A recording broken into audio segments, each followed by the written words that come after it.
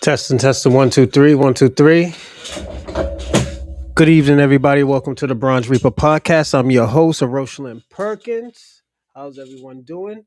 Let me check the volume for a second. All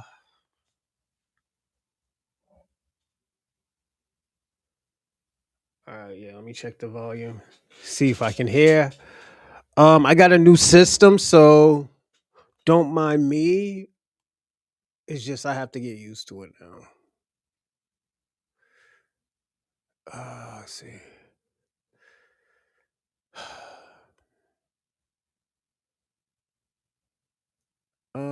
Give me a second. I'm almost there, everyone. Let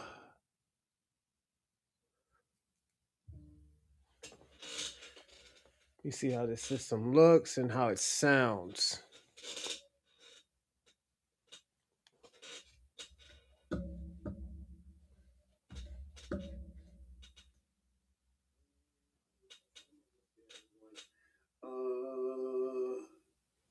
All right, it sounds good.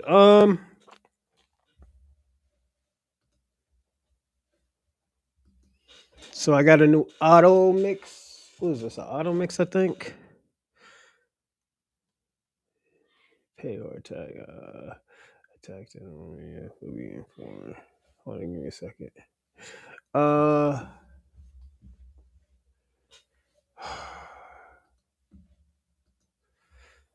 mm,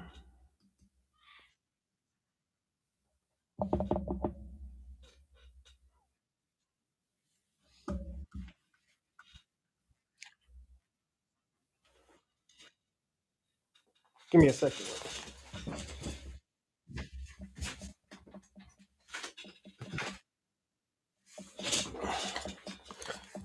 All right, so I'm gonna try this. I'm gonna try this new joint out. So don't mind me.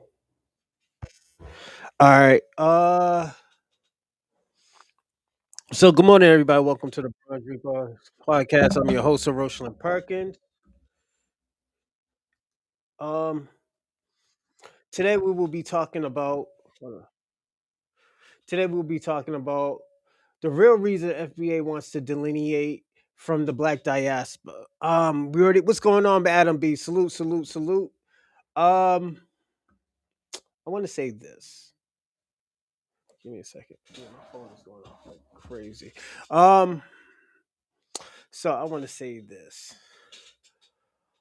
Um, this was going to be a real good show.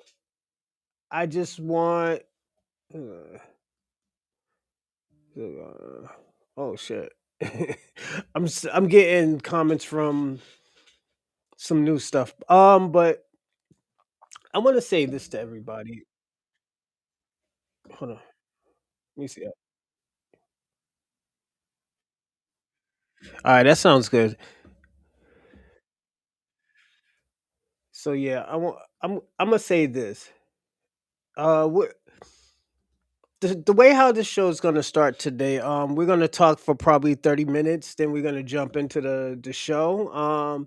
We're gonna have a little quick fast show. So and also too, I will be putting up my GoFundMe for my new project, Brother Morningstar, Sir Adam's Great Betrayal. So definitely, if you do a super chat, definitely say, "Oh yeah, this is for the GoFundMe," or you can do it through the GoFundMe. I have both of them, so give me a second. I will put both of them up, and I'll start right now. So yeah, definitely, we're gonna be on a roll today. We got a few things to talk about. What's going on, Adam B? This is my GoFundMe. And I didn't write anything today. I didn't expect this show to be like super long. It's just I got a lot of stuff to do. Later on. That's why you didn't see me dressed up. Let me see. Damn, again. Give me a second.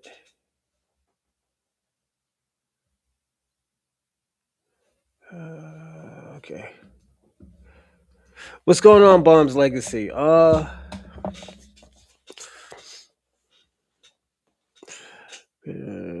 oh, Adam B. Try not to do the super chat. Try and thank you for the thanks for the cash app. Try not to do the super chat. Try to do cash app it or my GoFundMe because the money goes to the GoFundMe anyways. But thank you for the super chat. I appreciate it. You know, big up to you, man. Thank you. Um, I want to say this. I have a. He said peer character. Is a peer character sliding on the floor on his knees, saying "goal." Shout out to you, Adam B. Salute, and thank you. And also, thank you for always supporting me. What's going on, Bomb's Legacy? Good morning, yo, Bronze. I hit you up. I hit you up. Oh, you did? Was it this weekend? Because it was very hectic this week, and if you did, I apologize. It was very hectic this weekend. Um, but yeah, again, I apologize if it was hectic and I didn't hit you up. I'll check my emails too, so don't mind me. I want to tell everybody something too. The reason why I was hectic too, I'll tell you why the reason why it was hectic. I've been getting this short film going on. I just sent the script just so I can get it printed out. So I should get it within 3 to 10 days. So I should be getting it probably Monday, Tuesday, Wednesday or Thursday, hopefully. You know, so it's a good thing. You know, I'm super excited. And I started putting out call was it casting calls. So I've been busy this week. When I say like I've been like super busy, it's yeah, I've been fucking shit up. So I've been I'm excited. I will say that I am very excited for what's actually going on. Let me see how the volume is. Let's see.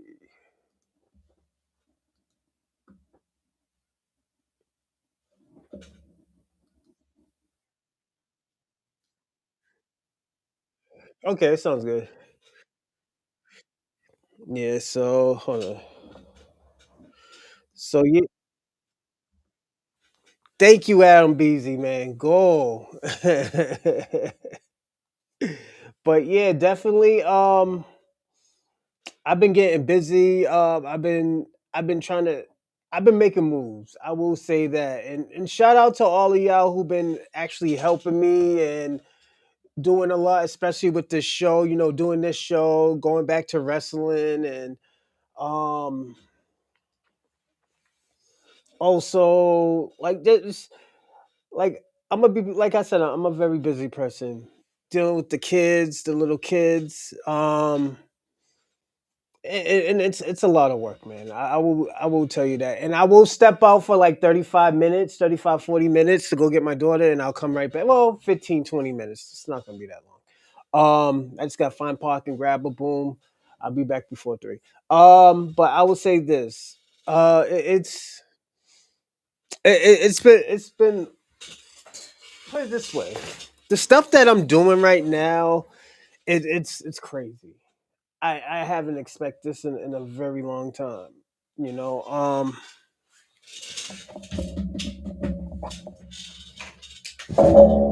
moving different and stuff like that, and getting money. It's like I said, all the time. It's a great feeling. It's a great feeling where you know that you actually are doing something dope. You know,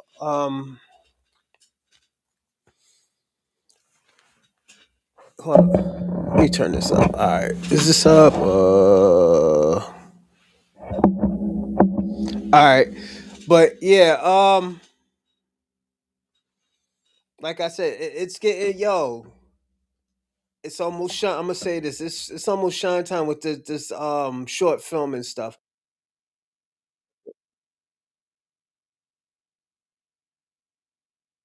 Let's see.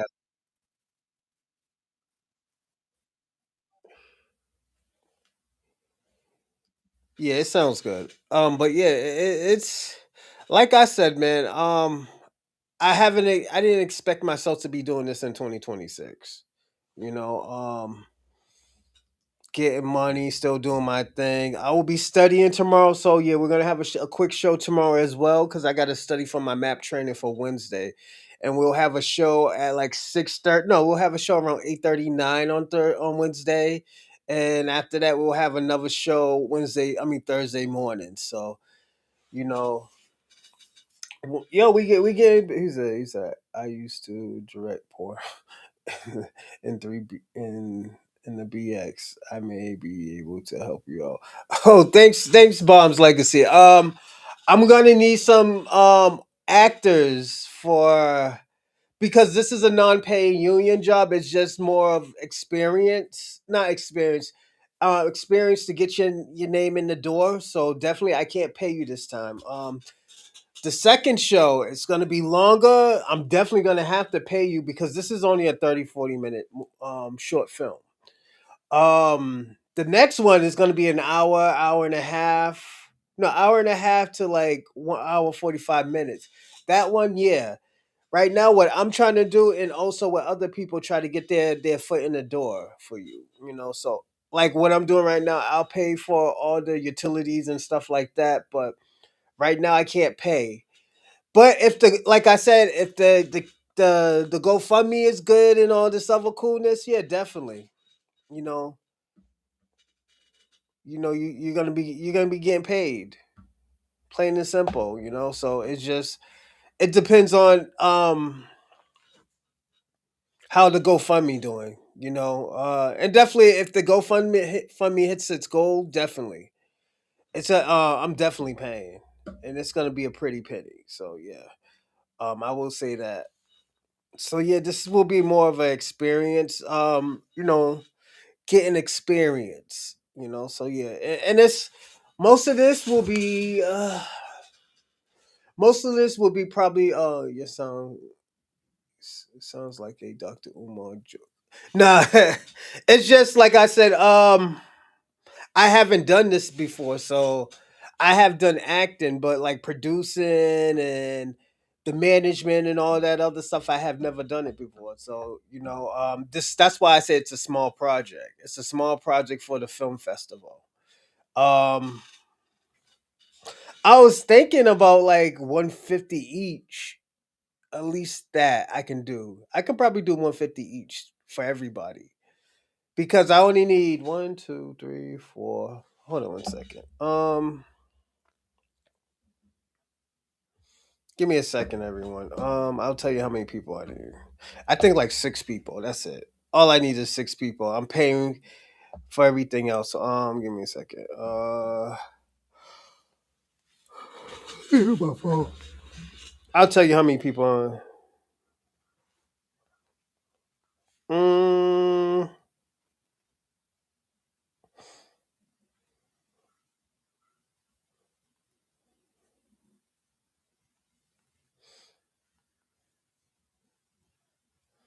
yeah, but because it's a dope film. I was telling my uncle about it too. Cause I think I called him or he called me or something like that. Give me a second. What's going on, Breeze? Yeah, need any voice actors? Yeah, I don't know yet. I was still thinking about should I do a narrator, and I was like, nah, I don't think I need a narrator.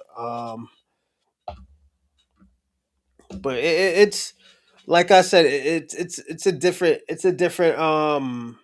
different to me because I have never done anything like this. So that's why I said like, yeah, it's a non-paid union thing. But you get experience. You could tell people like, yo, you could see me in a film festival. This is my acting skills in the film festival. And that's how a lot of people do get started off. It's just being an extra or like doing like small parts and stuff like that and saying like, yo, that person's super dope, man. All he or she needs is a little bit of training and, blah, blah, blah. And hopefully, like I said, oh, I can't even find it. But yeah, hopefully, like I said, it'll be different, you know. Ping two sister needs to be paid. He said Ping two sister needs to be paid. Is that Kwame? What's going on, Kwame? FBA still crying for reparation. Hey man, we're not talking about that yet. We're talking about actually, Kwame. I didn't tell you because you've been running from ICE lately. I'm doing a short film for the film festival, so definitely like yeah, I was. Oh yo, Kwame, don't go donate to my GoFundMe. Donate to my GoFundMe.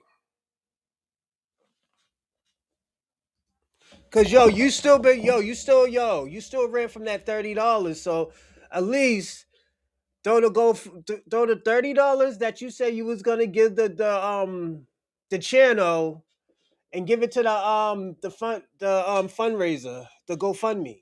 So yeah, definitely do that. And let's see if this nigga's gonna run, cause Kwame likes to run. So yeah, Kwame, you see the GoFundMe in the link? Yeah. So yeah, do that. Give me a second, everybody. I gotta check something. You know,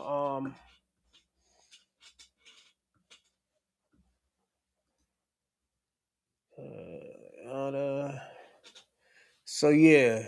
Okay, I got you. Yeah, man. Thank you, man. About time, man. You know. So yeah, definitely. So I'm gonna tell y'all this. My goal is actually $6,000, but they say 700 is good. That's the minimum. So I'm like, all right, cool. You know. So definitely, like I said, you know.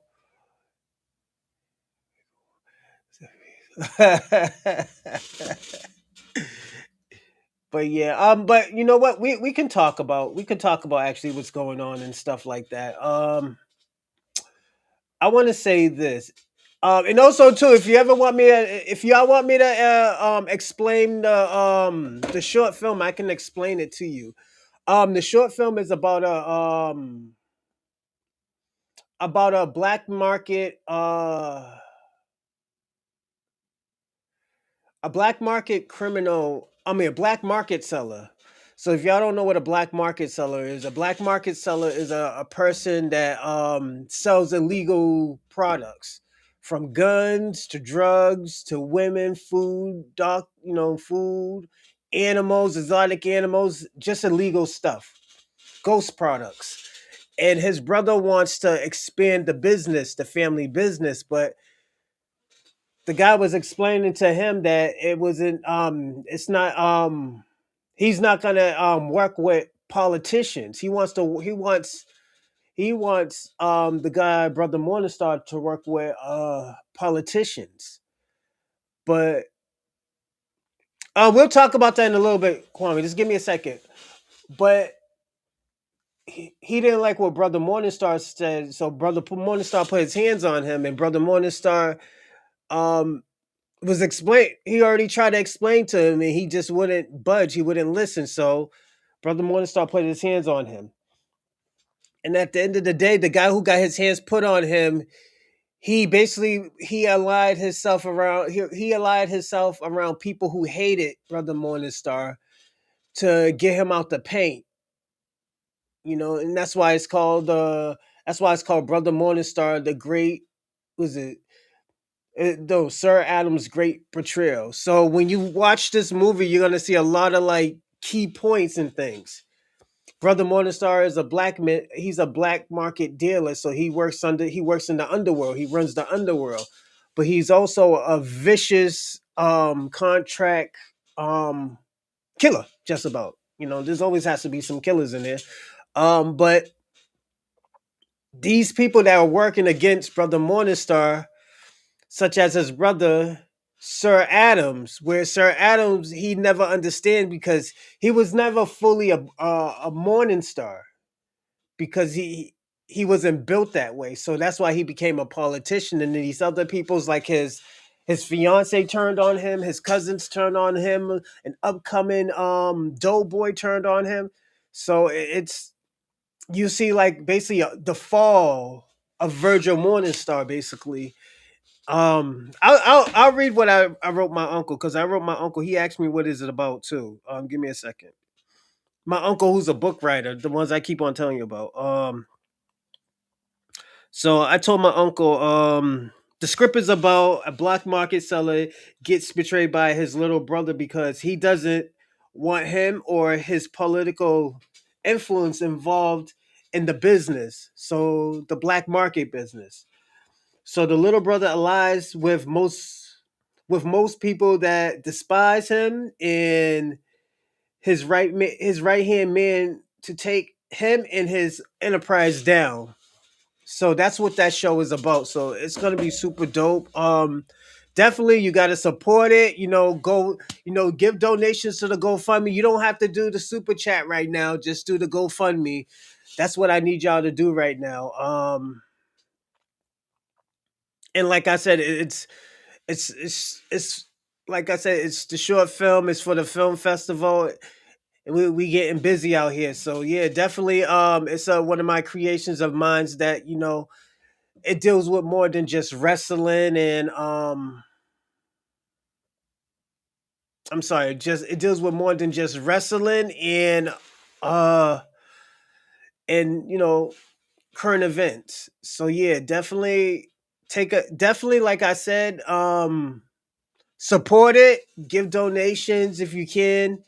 And like I said, I appreciate it. I put it on the screen. So yeah, but we can get it. We're gonna dig deep. We're gonna dig deep in what we're gonna talk about. The real reason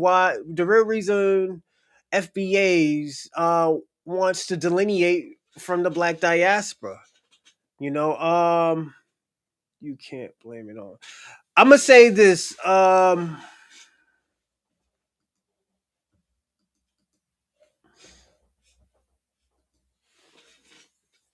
I'm gonna say this. 19 keys flipped on FBA's. You said. I'm gonna say this. I watched the video. I just want to see a little bit. I want to see what else he's gonna say. Because niggas been kicking in this back. I seen it. The viral wave flipped on Black Americans too. So I'm gonna say this. There's a money hustle that's happening right now. Where people are just flipping on Black Americans. Because don't forget, foundational Black American conversation is the cash cow. It's the cash cow. From white supremacists to immigrants to uh liberals to conservative, we are what's popping. You know, we're the bee's knees right now. So and like I get it, we always actually been the bee's knees, but we have been, we have been the conversation of everything. You know, and I'm not saying nobody else isn't important, but I'm saying this: our ideas, our conversations that we talk about is it's the center of attention. Like we should be talking about Iran and Israel right now, but we're not. We're talking about situations in America. You know, you know how powerful that is right now. Just listening, like yo, we don't care what's going on right now. We care what's going on in America with these Black Americans. Why these Black Americans acting up? Let me see how this volume.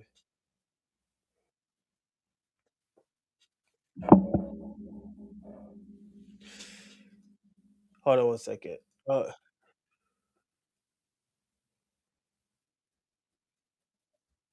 yeah, so it's like I said, man. It's a to me, it's a win-win situation. It's always going to be a win-win situation, and listen, I'm glad it's a FBA making a movie about crime, so y'all can't blame it. It's really not about crime. It's about So when you look at the movie, I'm gonna say when you look at the short film, Kwame, and I'm glad you asked this question. When you look at the short film, it's more about like the balance of the environment from politicians, from politics, from guns to drugs. There's always a ecosystem balance. If you do not have that balance, there's corruption. There's a lot more there's a lot more unbalanced things, imbalanced things that goes on in this world. Like, for example, Brazil. We could look at Brazil. But if Brazil had a balanced environment instead of just all crime, Brazil will be probably a very powerful country. It's up in numbers. That's good. Um, we know Brazilians can build in their country. Anybody can build in their country. And I could say this: their whole government is taking advantage of them. If those people really wanted to, if Brazil really wanted to, revolt against their system, they can. They just don't. Some people are just satisfied with misery. And Brazil is probably one of them. You know, so yeah, that was a good question, Kwame. Because it's more than just about crime. It's about love. It's about family. It's about betrayal from a family. It's about a sibling rivalry. You know, so that's why I said that it's more than just about crime and drama. It's more drama. I always said this in every crime movie or TV show there should be a family value. There should be a reason why this person is doing this. There's a reason why this man is in the gang. Like the reason why Brother Morningstar is doing what he's doing because you know what? He sacrificed for his brother. He let his brother take his position of being a politician, going to college. His big brother didn't go to college because he wanted to sacrifice for his little brother. You'll start to see that in the second short film or movie, depending. It's like I said,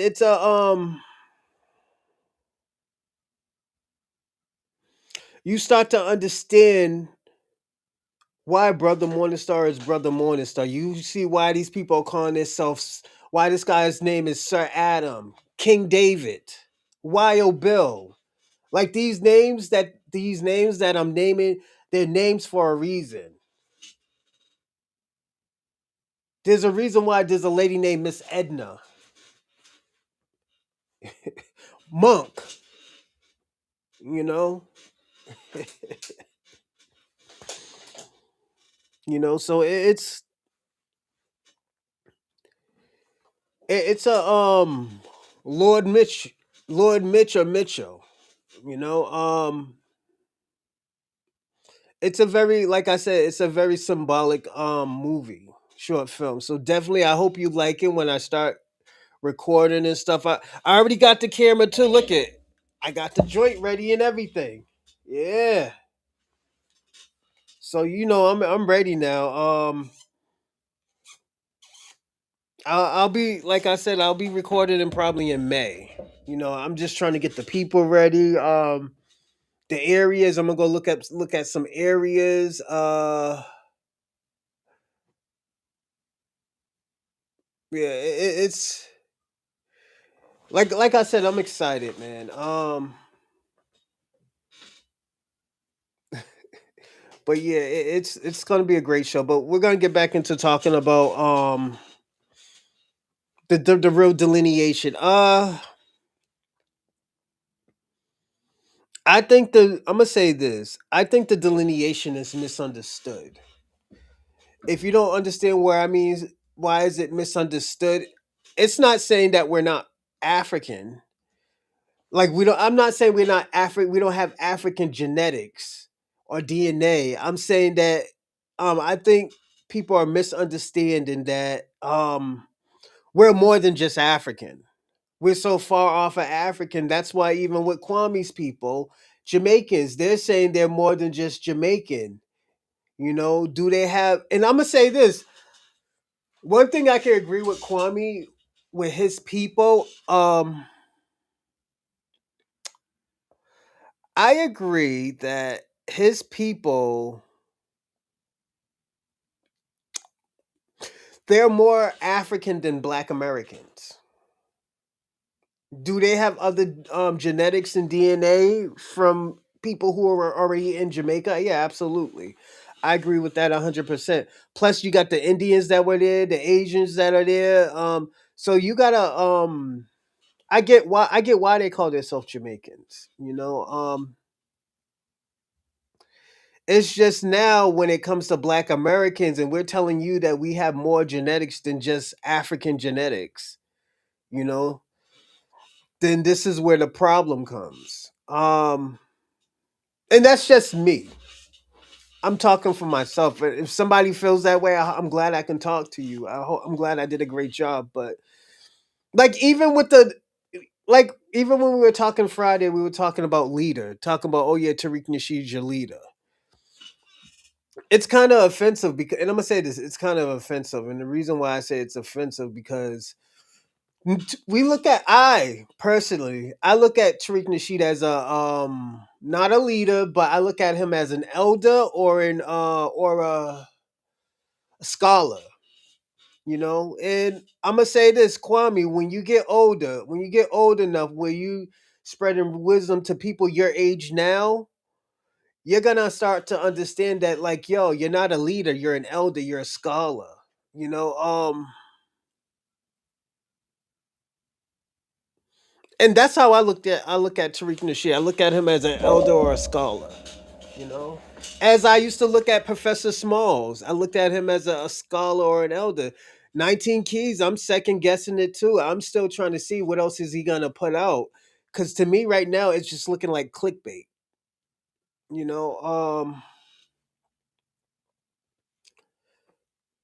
and I hate saying that to especially with 19 Keys because 19 Keys has he has vouched for Black Americans and foundational Black Americans. I can say that, and this is why I say I'm giving him the benefit of the doubt to clear up of what people are thinking.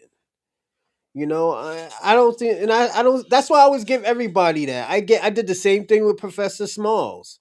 When niggas was kicking in Professor Smalls back, I didn't do what everybody else did. I said, like, yo, let's give him time to clear it up because he heard how people feel. And you know what? Shout out to the people who said something, said, like, had his foot on the nigga's neck, old nigga's neck.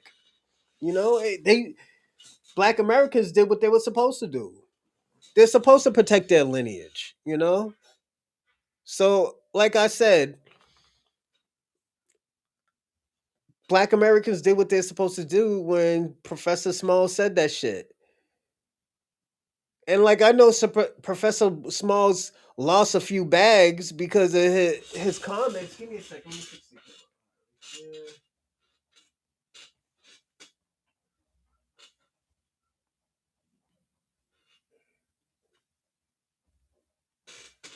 Perfect. Like, yeah, nigga lost a few. He lost a few money bags, but Professor Smalls, this is what comes with the bullshit that you say. When you out here talking bullshit, people gonna be like, "Yo, why is that man talking like that?" Let me see how the volume is. Like, yeah, nigga lost a few. He lost a few. All right, it sounds good. Yeah, he lost a few bags, man, and do I feel bad?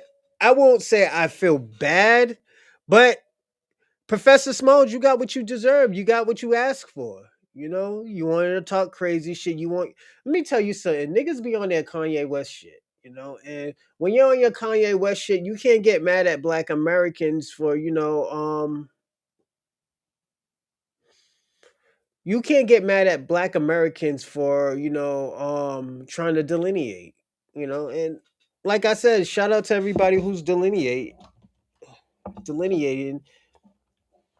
But to me, the real reason of delineation is first, yeah, it is reparations. Second of all, I'm gonna say this, and this is just how I feel. I think we're getting a bad rap for everybody else's bullshit. I'm just being personally honest. We're getting a bad rap from everybody's bullshit, and now we're starting to see a lot of these immigrants get their back kicked in because of all the dirt that they're doing. So like,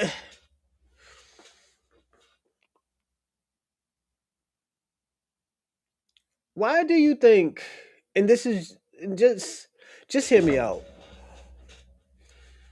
Why would they think it is great for putting everybody's putting their baggage on Black Americans?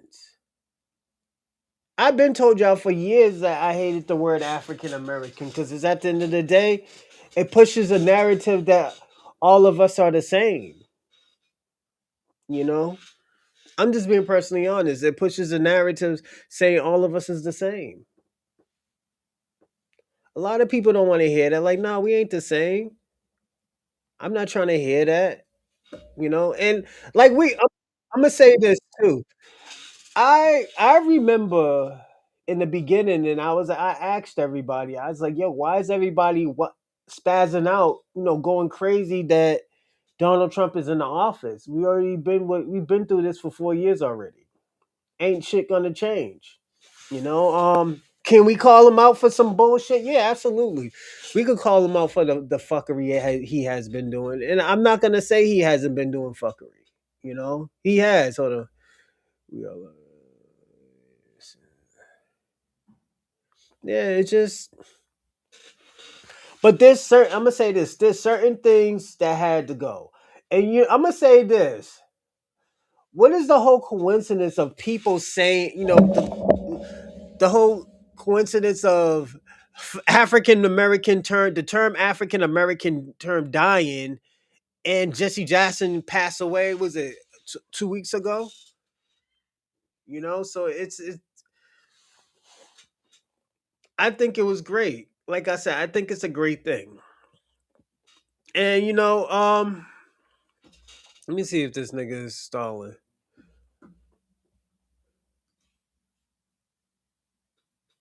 Oh, this nigga, I don't think this nigga Kwame got $30.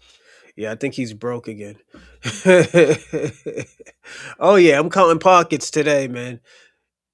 Shout out to Adam B. You know, um,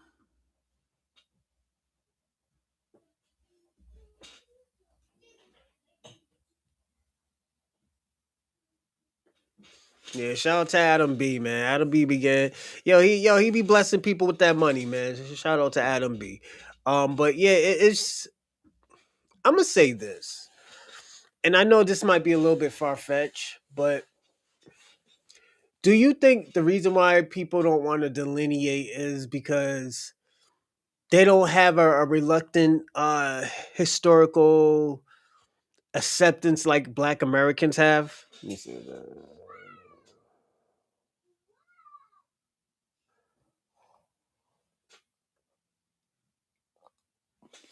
It's you'll be surprised, man, and it's crazy though that it's being recognized all over the world now. Foundational Black Americans. It's being known all around the world. It's being known that like all of us is not the same. It's being known now because don't forget, probably like from here to like 20, 30 years ago, when we were talking about reparations, we always got, oh, why are we getting reparations? We don't need reparations. And you find out that these niggas is from Costa Rica, Jamaica, Nigeria, Congo, and they're not Black American. They have no historical. They don't have no historical lineage to America. You know, like, and this is how you look at certain things. Give me a second. Oh shit, the racist. Fuck it. I'll never do it. But yeah, it's just it comes with this type of territory, man. And I always tell people this: I love, I do fuck with immigrants. I love immigrants. It's just at the end of the day, we can't keep on doing the same thing. You know, there's a, and I'm gonna say there's an error in the system right now, and we're all trying to fix it. If you're not trying to fix it, there's what to do. You know what to do. Hold on, every and the thing about it, it's like every time, every time that we work with each other and stuff like that, and I tell people all the time, it just doesn't work. People get mad at me when I say, "Yo, this that unity, that black unity that people talk about, it just doesn't work. It hasn't worked in the last 50 years. It probably worked in the beginning because there were already people. There was a little bit of people here that were from the Caribbeans and that that fit in with the culture. You know, it's now we just looking at it. A lot of these people from these other countries just don't fit in with the system, don't fit in with the culture, don't fit in with the neighborhood. And I think that, and I'm gonna ask y'all this. The question I'm gonna ask y'all is, when have we ever been united? When has immigrants ever been united? I don't even think we. I'm gonna say this. I don't even think we have been united in the civil. I don't even think we have been civil. We've been united in the civil rights era. I'm gonna even go further and say that. You know, it was always like, who can use Black Americans? I'm a. That's just how I see it. What can Black Americans do for you? It's. I'm just gonna be personally honest. That's how it always has been. A lot of people don't like Black Americans. And this is one of the reasons why. You know, because when they stop helping you, they stop helping you. You got to figure it out yourself. Especially if you're not really resilient. You know, that's why I always tell people all the time, like, if we're gonna talk about Africans and who does a lot for Africa, why aren't we talking about these French? They work collectively. That's how super dope they are. I say it all the time. They work collectively. You know, and also too, it stops the Black diaspora of stealing Black American culture. I will say that it stops y'all from stealing Black American culture. Y'all been stealing Black American culture for a very long time, and nobody hasn't called you out until now. You know, that's why if you kind of look at it, a lot of y'all looking delusional. And you know what? We'll watch in like 3 minutes. We'll start watching a video. All right. So, like I said, I'm cut from time today. I apologize, but yeah, it's um, there's a lot that is going on. So yeah. Also too, I want to answer Kwame's question. Kwame asked me, or it was kind of a statement. He said 19 keys flipped on FBAs. And I'm gonna answer that. Let me answer that. Do I think he flipped on Black Americans? No, not really. And the reason why,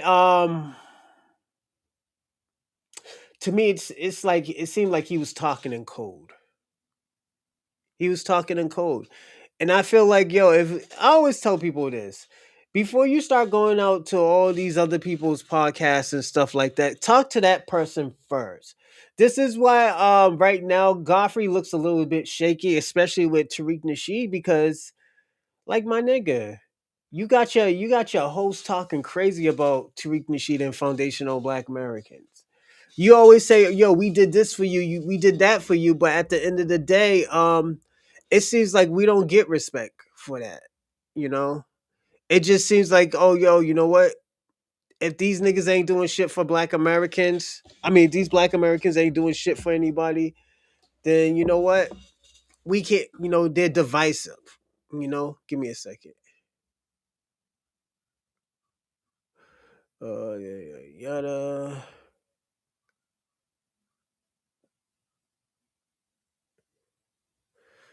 You know, I'm gonna find that video. I think it was a great video. I'm gonna say this. Shout out to what's this that 154 Africa, some shit like that. It's a decent show. The reason why I like it, and this is just me, the reason why I like it is because it's different. I can always say like, yo, I can always give a pushback. If you really can't give a pushback on certain things, I won't really like it. You know, I feel like only reason why I like a lot of things is that I can always give a pushback and actually say how I feel about certain things. You know, I think a lot of people should be like that. You know, we're gonna watch a few videos with him. And the reason why I want to watch a few videos with this guy, this Arbok guy, he's Nigerian. You can tell because a lot of these Nigerians have African, I mean Arab or black, I mean African names. You know, Arab, Arab or Christian names. You know, let me give you an example. Let me see. Hold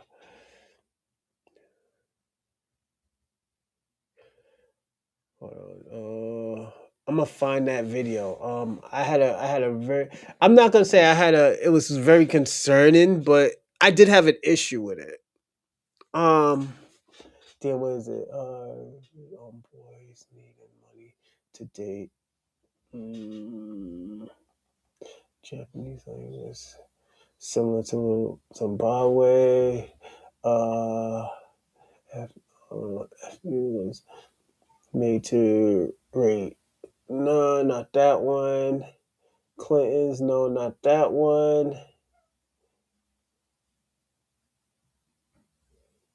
Uh, I'm gonna do this video right here and I have a problem with the new. this video right here and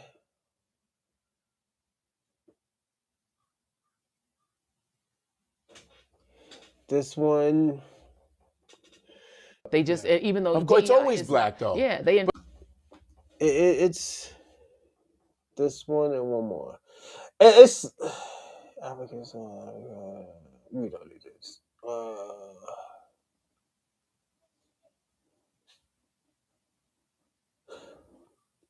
Mm, all right, we're gonna start, but I'm gonna say this. The reason I'm gonna tell y'all the real reason why I got problems with Joy Reid.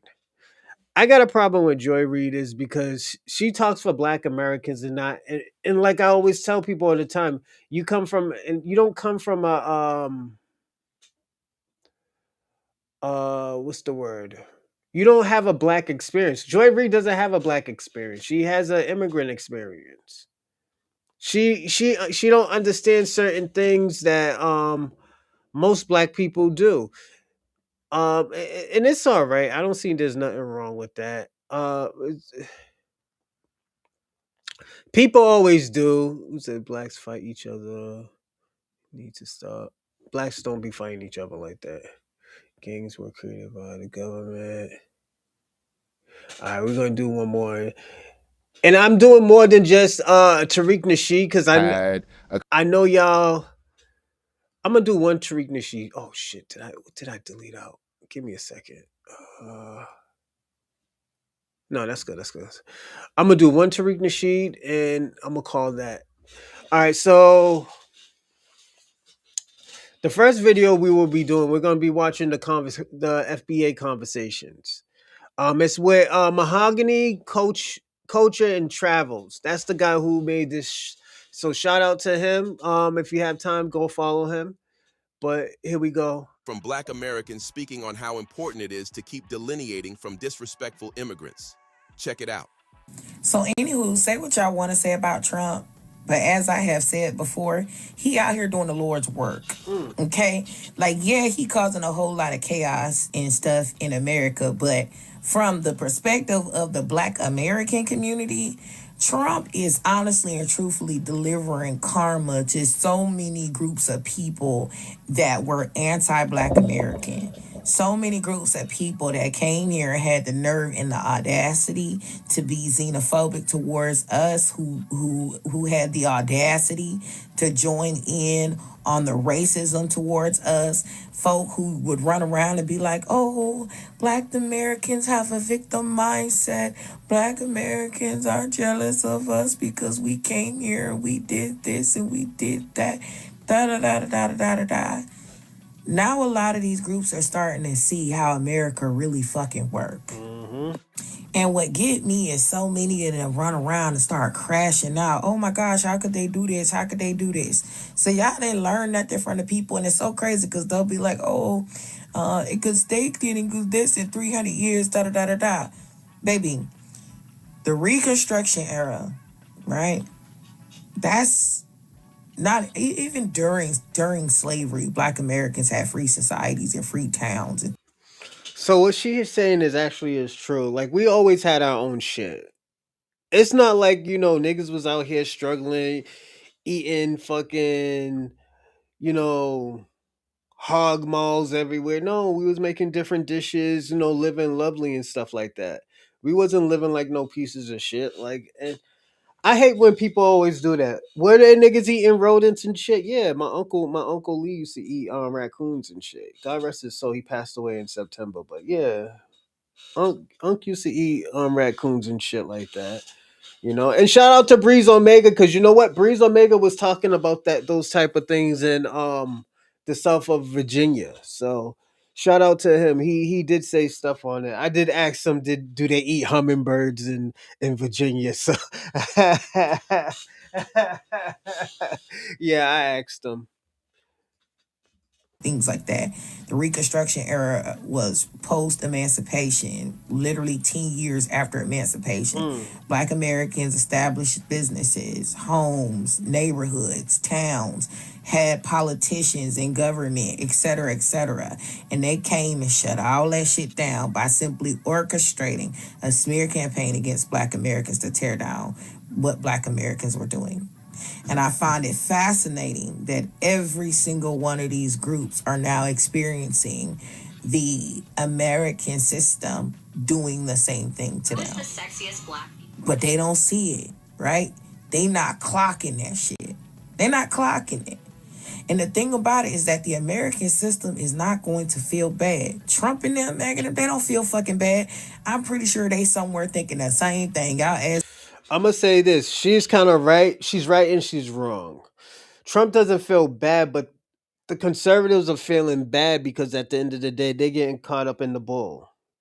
They always have got caught up in the bull. I don't like I said, I don't see nothing wrong with it. I don't see nothing with.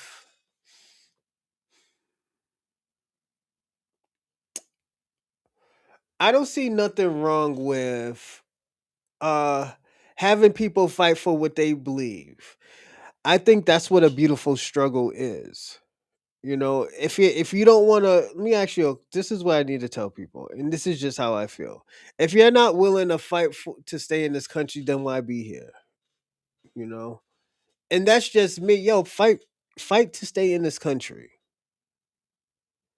Don't let niggas tell you that you're not American like they are. And I this is why I always tell people all the time, I don't fight for people no more, because if you're scared to not fight for yourself, why would I fight for you? And that's where niggas will crash out on you, and shit will go left, then they're gonna act like they didn't know nothing about it. It always happens like that. Should have listened to Black Americans when Black Americans told y'all this shit. Mhm. Black Americans was telling y'all the right shit the whole time. Mhm. Y'all the ones ran around, took upon yourself to say they victimizing themselves. They have a victim narrative when really we were giving y'all true ass fucking American history lessons Mhm. for free. for the free. We was giving y'all true ass Black American history lessons, true ass American history lessons, true ass motherfucking game. We was doing nothing but giving y'all good game to let y'all know, hey, this ain't what you think it is. Yep. Hey, this how it really work. And y'all ain't listen. Now y'all want to get on here and crash out every time Trump get up here and send the dogs after you. Every time y'all see So with me too, my problem is that they're crashing out on the wrong people. Like they're crashing out on people that got shit to do with shit. You know. Like I don't got nothing to. I always tell people all the time, I ain't got nothing to do with what's going on. Everybody niggas getting deported. I understand if you want me to help, and I will tell you no, I'm not gonna help. I'm not helping. No, why would I help? You know, it's it just beats the purpose of me. If I do that, I gotta explain why I'm doing it,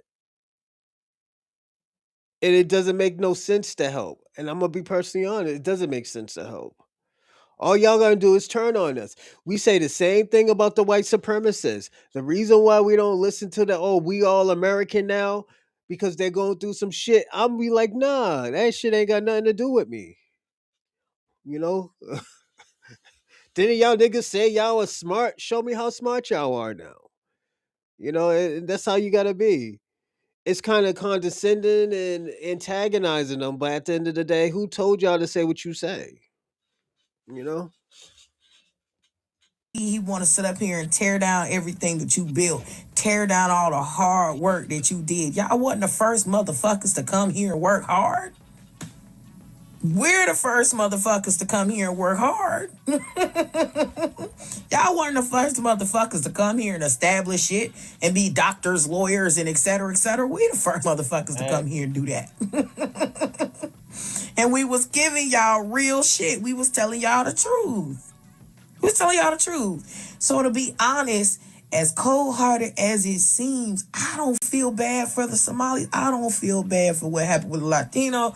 I don't feel bad about any of these other group of folk that this shit is happening to.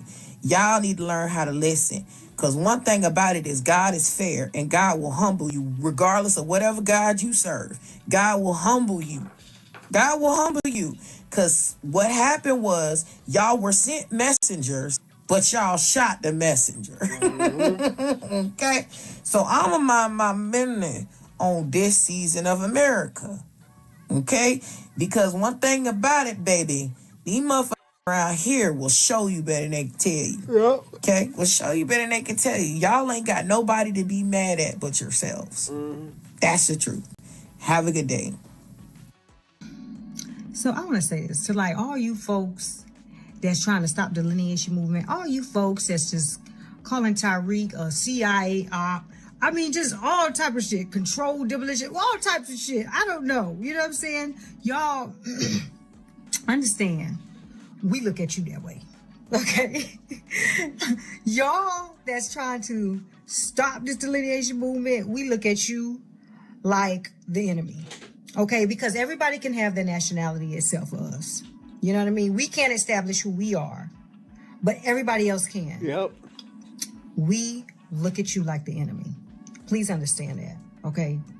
Yeah, I don't know if y'all don't understand what this means to us.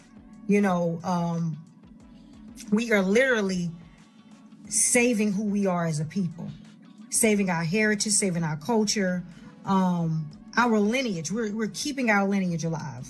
You feel me? And those of you who trying to stop this shit, just understand that. Just understand we look at you, we looking at you funny. You understand? Very funny. Okay. Matter of fact, we don't even want to mess with you. You understand? We look at you like Democrat shields. We look at you at just as what y'all are calling this right here. Because this is no harm to nobody. This is not divisive. It ain't none of that shit. Can I ask y'all a question?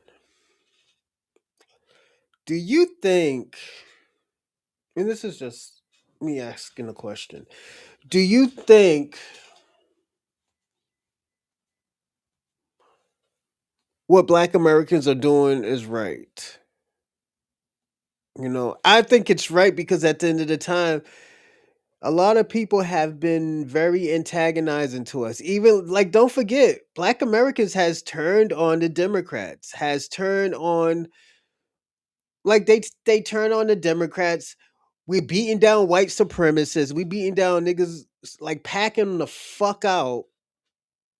You know, it's like, yo, come on, what is you talking about? It comes to a point where it's like, yo, my nigga, what is you talking about? Like, why are you even talking about that if you don't got that type of game to be talking about it? You know, give me a second. Let me see how this works. No, I'm just pressing buttons, everybody. I apologize. I'm just trying to testing 1 2 3. All right. But yeah, hey, what's going on? What's going on, Charlie Shaw? Salute, salute. But yeah, it's. I feel like that. I just,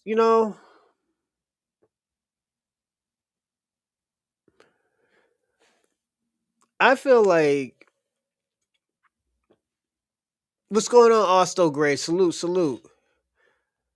I just be feeling like, yo, like this is a setup. Like, niggas is trying to set up what's going on. Black Americans has been doing good for a very long time. We have been, like when niggas used to be saying, "Oh, yo, we doing bad out here. We out here hurting people and stuff." We're finding out that's a percentage of people doing that. That's like 5 to 6% of people doing shit like that. I'm just being personally honest. It's not all of us doing that type of shit.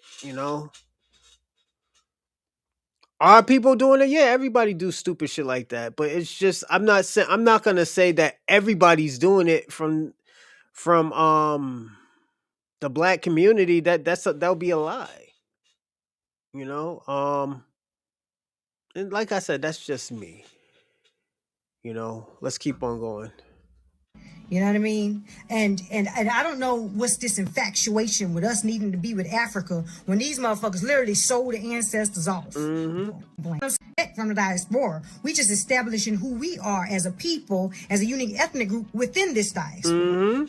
And it's so annoying. And I just want to come on here and tell you, mother, okay, we looking at you real funny. Okay, and we look at you like the op, we look at you like the CIA, we look at you like the Democrats.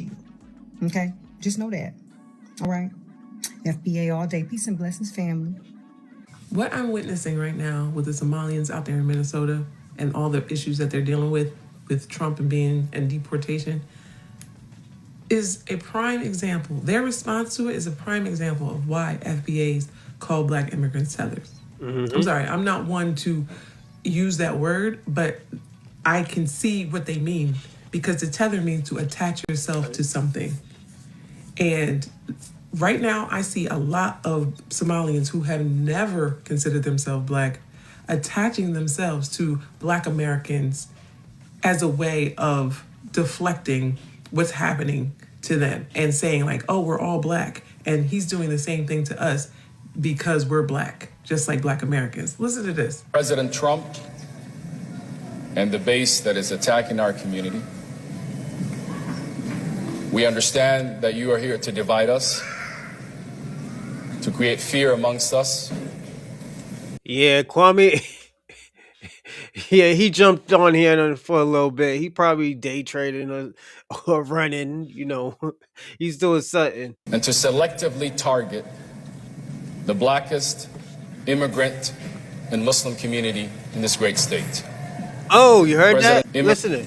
And to selectively target the Blackest immigrant and Muslim community in this great state. President Trump has had a history of targeting Black. This is the thing right here about the cosplaying. I have an issue with.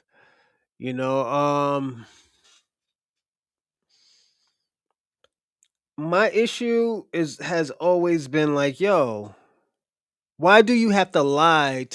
Why do you have to hide under that flat blackness? This is flat blackness right here that I talk about all the time. I always talk about flat blackness.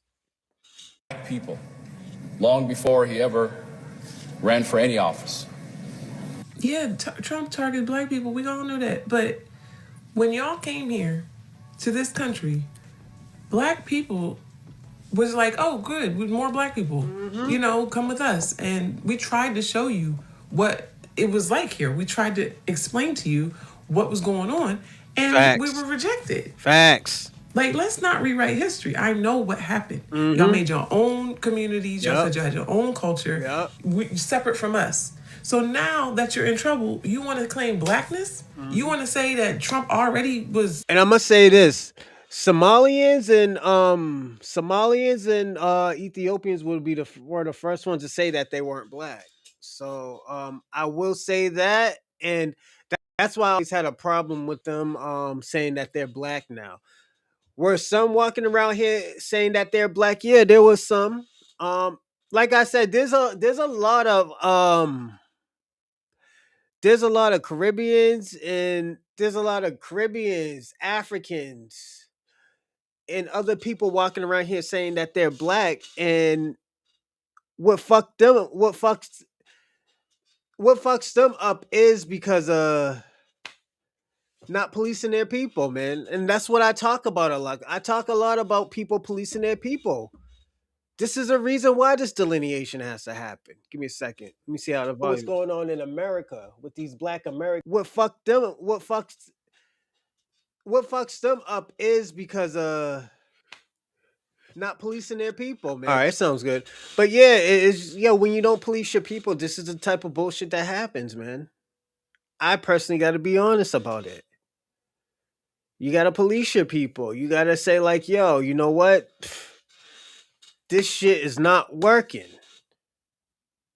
This shit ain't working. You got to be fully honest and say it's not working. And there's nothing wrong with saying like, yo, we need another plan, or we need to do this for self. People are making it seem like it's a bad thing to say or do, but if it needs to be done, it needs to be done. And that's what I talk about a lot. Targeting black people? Us? He wasn't targeting you then. You're not black, right? Like, it's just, it's a tether. That's a tether. That right there. If you ever wondered what a tether was, that. What's up, y'all? It's your girl Sandiva, and here is my afternoon rant of the day. Now, I've been seeing this FBA, which is Foundational Black Americans versus African debacle debate. It's a lot going on right now. A lot of Africans feel like Black Americans or foundational Black Americans are mistreating them or being mean to them by boycotting them. The Africans is mad because we chose to boycott them because of how they treat us with the lack of respect that they do. They don't respect us. They always say that when they come over here, they already think we're lazy, poor, and broke, and we don't have no work ethic and no culture and all of this, that, and the third. So when they come over here, they already got a chip on their shoulder. They already got an attitude problem, okay? So we Black Americans, the foundational Black Americans, know that shit's nowhere near the truth. We work hard every day. That's nowhere near the truth. So not only are the Arabs eating off of us, the Chinese eating off of us, the white folk been eating off of us. The Africans come over here with an attitude and eat off of us. Entitled. Then you get over here and say, oh, my brother, we stick together, but you don't stick together.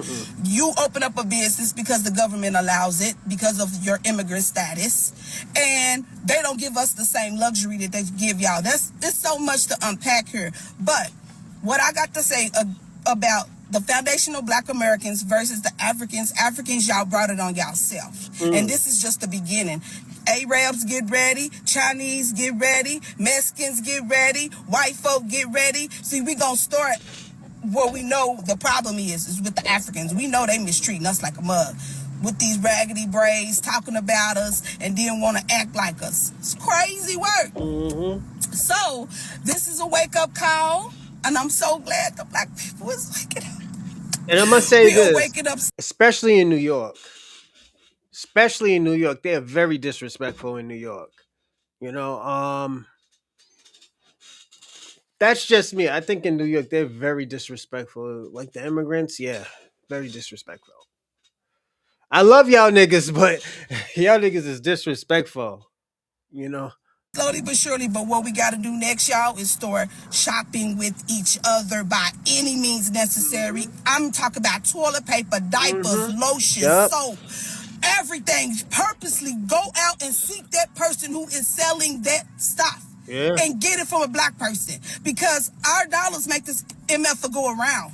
And I'm just so passionate right now because I can't believe the Africans got nerve and audacity.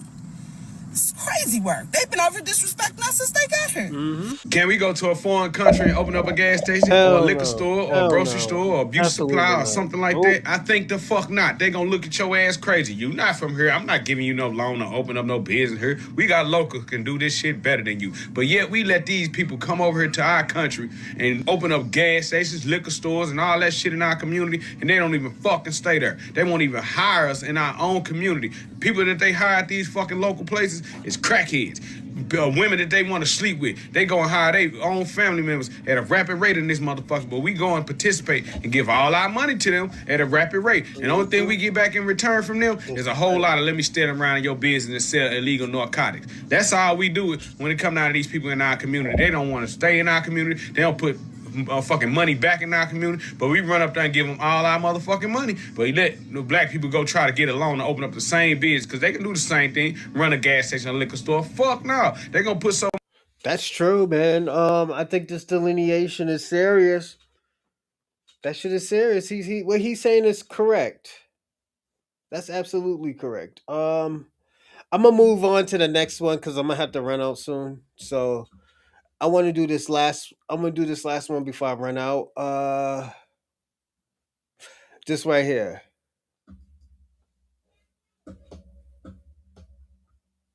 But it's all. As But black. anytime they're talking, it's about us. Yeah. Paul Mooney said it best.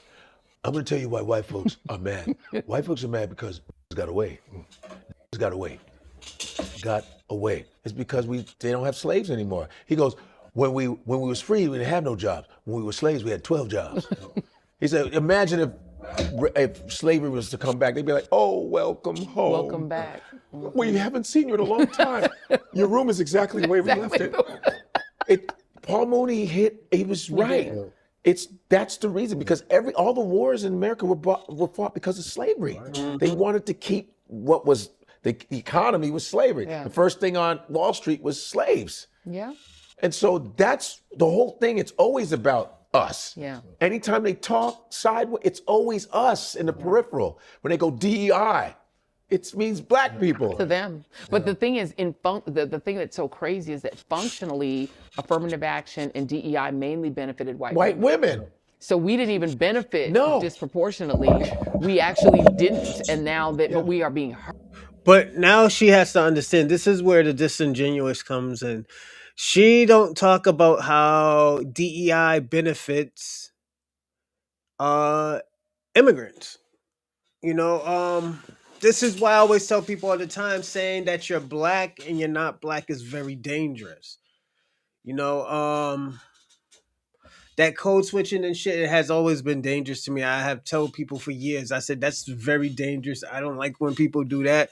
Just say you're not black. And that's why I tell people all the time, I respect Dominicans and Latinos who be like, yo, I'm no black, because at the end of the day, they understand that they had an ethnogenesis. They're probably thinking that they were more black than Dominican, even though a lot of them think they're white, you know, running around here thinking they're white, you know. I'm gonna be personally, yeah, most of them, and I'm gonna say, yo, I agree with it. Most of them are white, you know, they're Spaniards, you know. Hurt disproportionately, because when they say we're getting rid of DEI, it's interpreted by these C-suites as fire all the black people. Yeah, and then I know I don't know if the lower courts or something, but I know the Fourth Circuit ruling reshaped how, the organization and approach of DEI, right? I think going up against what Donald Trump was trying to do with DEI, was there a change and movement in that? I mean, to me, it almost doesn't matter what the courts say, because the way that companies are interpreting it, the way Hollywood is interpreting it, you're hearing all these stories out of Hollywood. Just don't greenlight black stories. Right. Just don't hire black actors. Period. My sister's an actress. You know, June Carroll, by the way, hire her if you're making a movie. She's amazing. But I mean, it's like they're hiring fewer of us. They're giving fewer of our scripts green lights. They're giving fewer of our stories, making fewer of our stories. They wanted to do. Because they interpret it black. And it's not even that Trump, you know, signed a law saying you can't hire black people, but this is the way people are complying. Well, that's just, it's always been in them. They're like, just give us the go.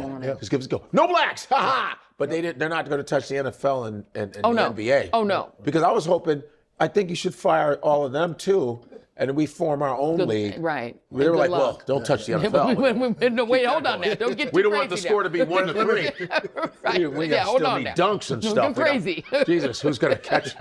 No, we don't want to. Yeah, you notice sports was untouched.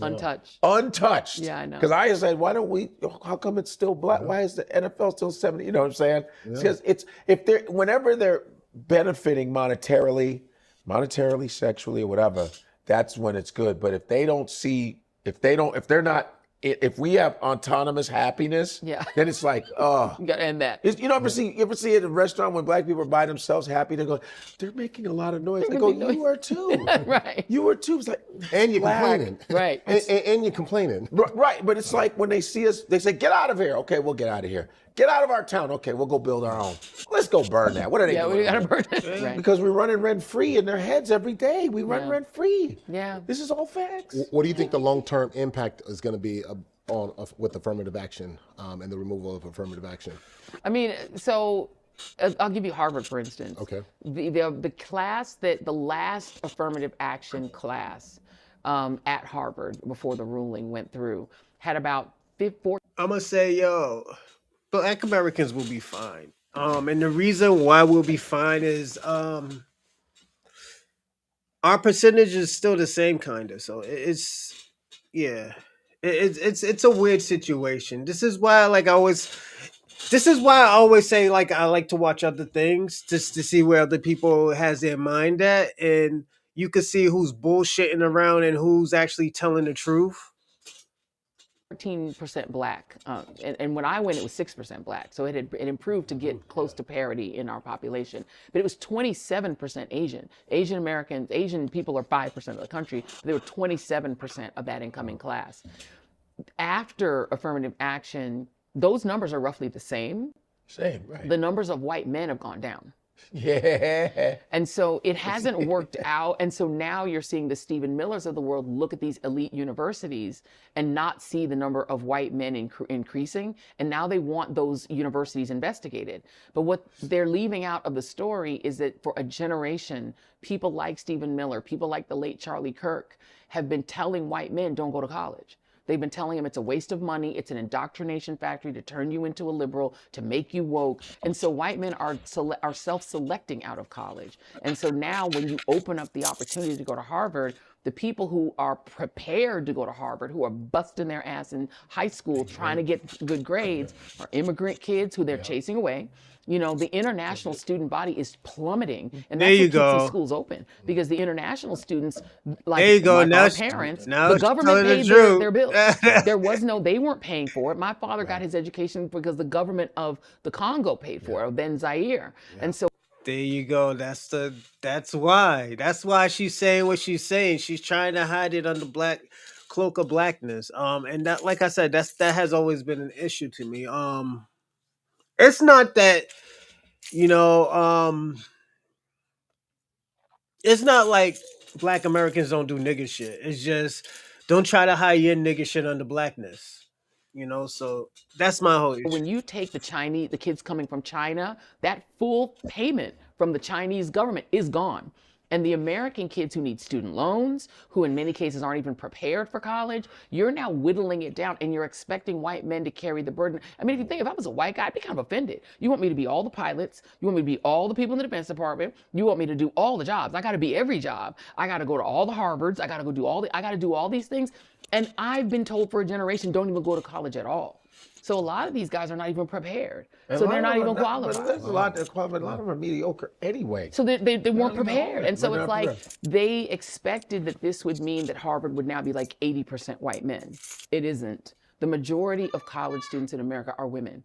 More white women go to college than white men. And so now when they're looking at it, they're not getting the white man bonanza they expected. And the Stephen Millers of the world are mad about it. And he needs to go that little. The Hague. That's one place he should be. The Hague. He is. So I'm gonna tell you, as I told y'all last year,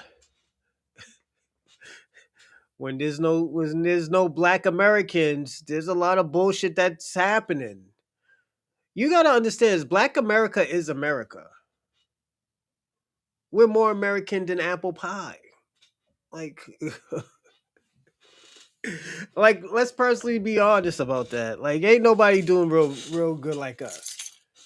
And I'm sorry to say it like that. It's just we're the bar. From music, from business, from acting. It's like, yo, put it this way. Watch when Black Americans start getting loans, for like business loans and shit like that. It's gonna be a wrap. Let me ask you a question. Don't you think after America kick a lot of these people out, they're gonna start giving a lot of business loans to Black Americans? That's gonna, let me tell you something. I think that might come before reparations. I think that'll come within 2 years. All jokes aside, giving Black Americans like business loans, like legit, yeah, it'll be a wrap. America will be in a good situation. They'll probably be better than the last 30 years. But He thinks he's so dope, and I think, and there's a lot of. Did you notice when? Well, the first person to get a PhD is W.B. Du Bois, right? Du Bois, To get a PhD. yeah. But At Harvard. if you notice when you were in Harvard, there was just legacy people where they were like dumb Oh, absolutely. people. It's like, you dumb as hell. And they Some was of just the in there. dumbest people I met in the world were people at Harvard who were legacies. The smartest people I met, Ketanji Brown Jackson, I went to college with her. She was a year behind me. Smartest person I ever met. Her roommates, geniuses. Genius, all four of them. Because they had to work 10 times as hard Just to get in. just to get in. Whereas the legacy kids, they didn't go to class. They were high. They were smoking weed because they didn't have to even get good grades. It didn't matter. They grade on a curve at Harvard, so they weren't going to fail. You know, I got E's when I'm talking about failing. I got an E. They didn't give you an F because they made it on a curve. And they try to keep you in. They put you on academic probation, et cetera. These guys go from academic probation to a ritzy job on Wall Street, even if they passed no classes. These people didn't work. They didn't try. They didn't have to do anything but play lacrosse on the weekends and chill and get high. We're producing a group of people who are coming out of Harvard who are no more educated than had they not gone at all, because they didn't have to even read a book while they were there, because they're legacies. It's all smoke And they and don't mirrors. deserve to be there. At The grades all. were in high school. At all. And yet they had the name. I mean, I went to college with a woman whose name was on one of the buildings. Of course she got in. Her name is on a building. All right, because her family, she's a legacy. Her family's a legacy. all right, we're gonna play this, and I'll be right back, everyone.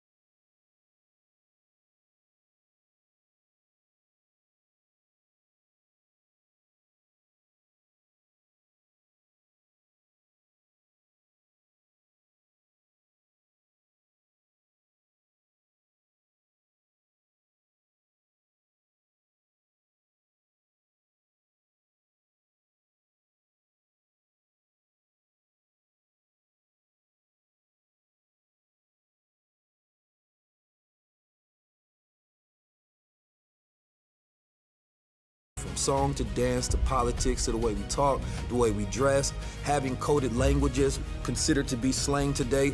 Everything about Black American culture is a form of resistance. Of course, they want to always downplay our contributions to the global tapestry because they continue.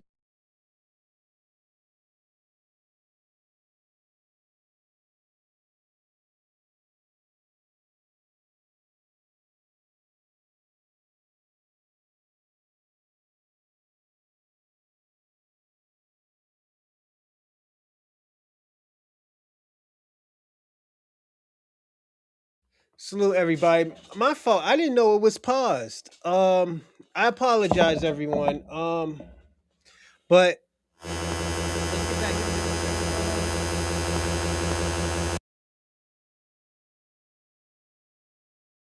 To act like our #1 export in this country is not tax.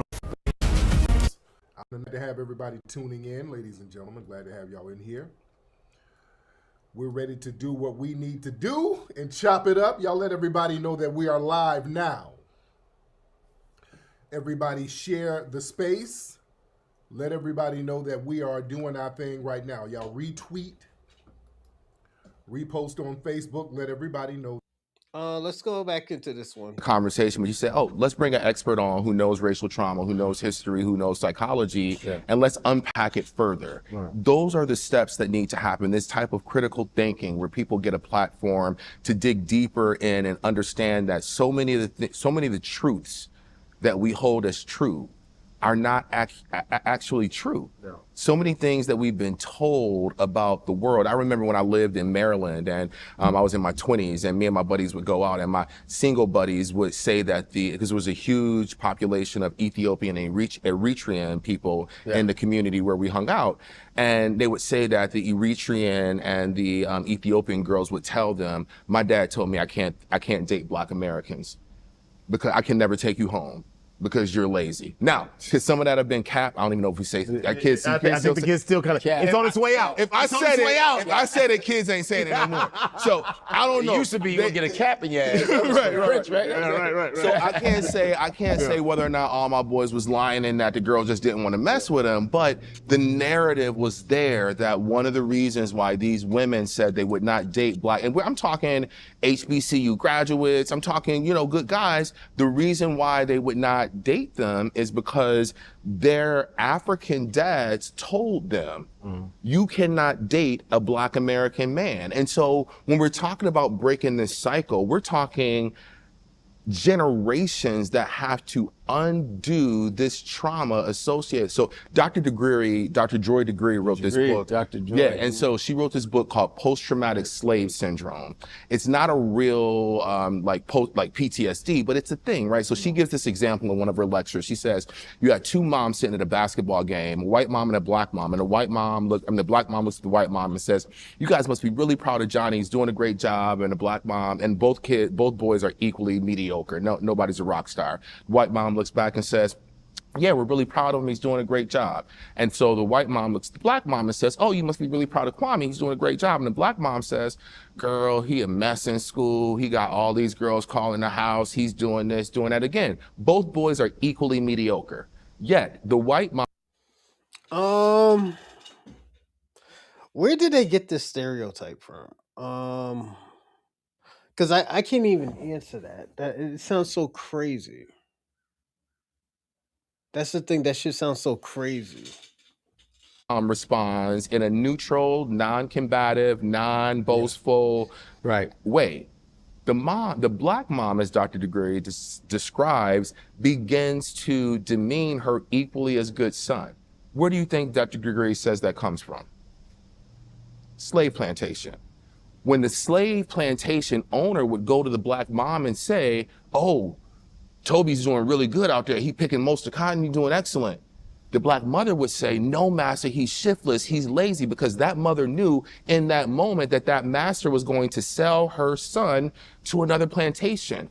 And so instinctually, she had to begin to talk bad about him, to demean him. And so we're talking enslavement ended in 1865, and these things are still happening today. DNA. And so this is the depth with which I'm talking about it. And we only talk about it on this superficial level, like skin bleaching cream is just beauty and that colonialism was just borders. We will never get past it until we begin talking about the depths in which it exists. And how it's permeated into our soul. There was an The way we experiment. thinking and the way we feel and what we in our DNA. in our DNA. I got a question about that. I get it. I get where it comes from, but you rarely see that now. Like my nigga, I wish anybody would say anything about my motherfucking kids. You know, I don't know if that's a father thing or like, cause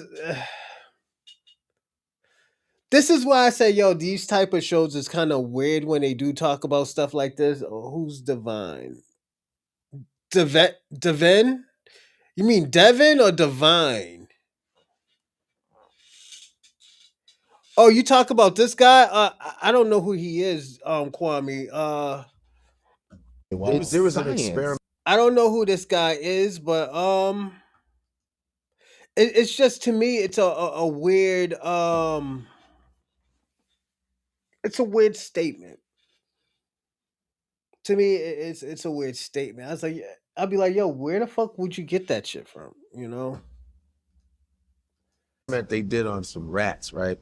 These rats in a box. You know how they like to put rats in a box? Yeah. So they had these rats. And these rats would come to this certain line and they would shock the rats. They would just shock them for months. So every time they hit a certain area of the box, by the edge of the box, they would shock them and the rats would run back. They did it for months. So the rats had offspring. Yep. And then the offspring didn't even go to the line.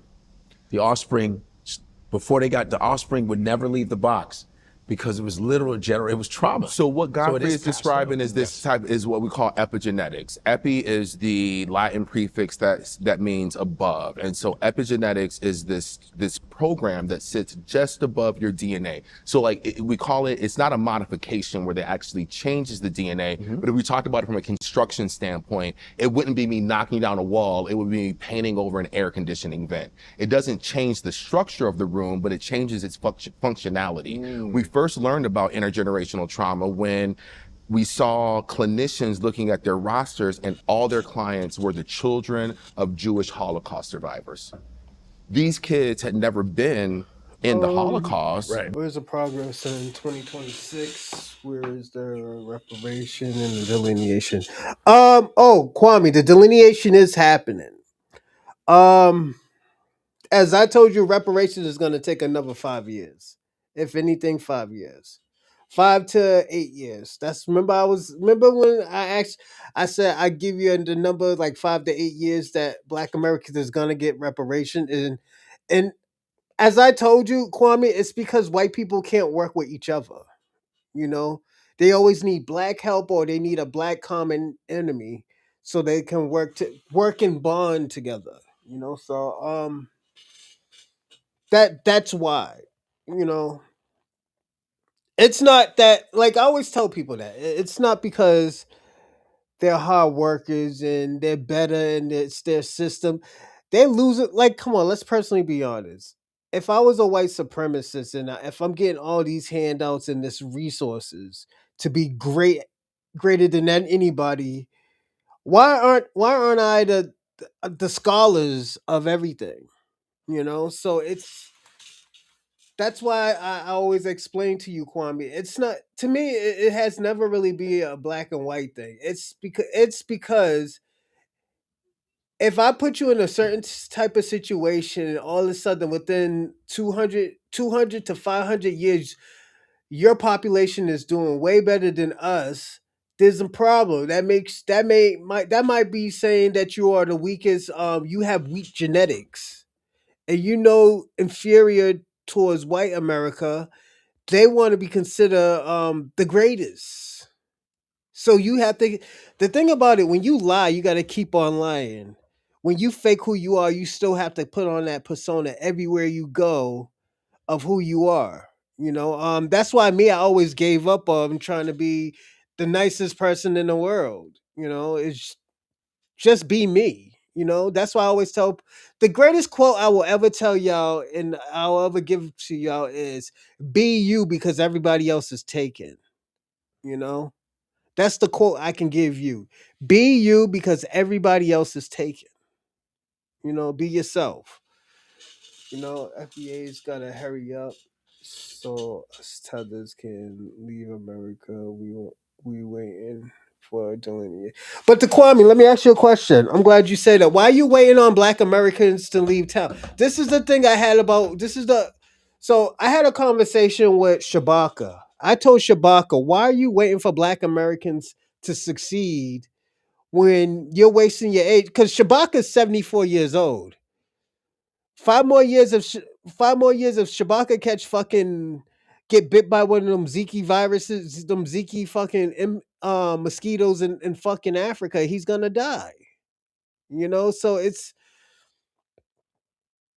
all this time I'm gonna say this even to you, Kwame. All this time you're wasting in America. You talk about Africa this, Africa that. One thing about O'Shea Duke Jackson is he does what he's supposed to do because he's not in America. You're in America, you're still trying to depend on a white man to make money. Where you should have paved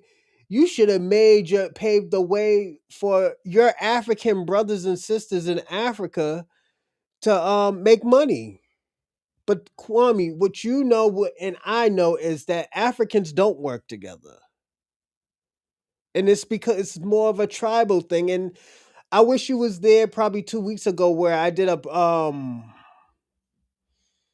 a topic question on the Berlin conference and showed you why Africa is so fucked up. It's not because y'all are tribalistic, it's because y'all was dealing with white supremacists, also known as Europeans. Your people were dealing with the Europeans. It wasn't us. We were always fighting Europeans. We were always fighting white supremacy. A lot of y'all Africans didn't do that. A lot of y'all, and I'm gonna say this, and a lot of y'all Africans is named after white people, such as Nigeria, such as the continent Africa. So it's like, I know you got smoke for Black American, but the thing about it, as I said, as Tariq Nasheed said, as we all said, we have never been your enemy.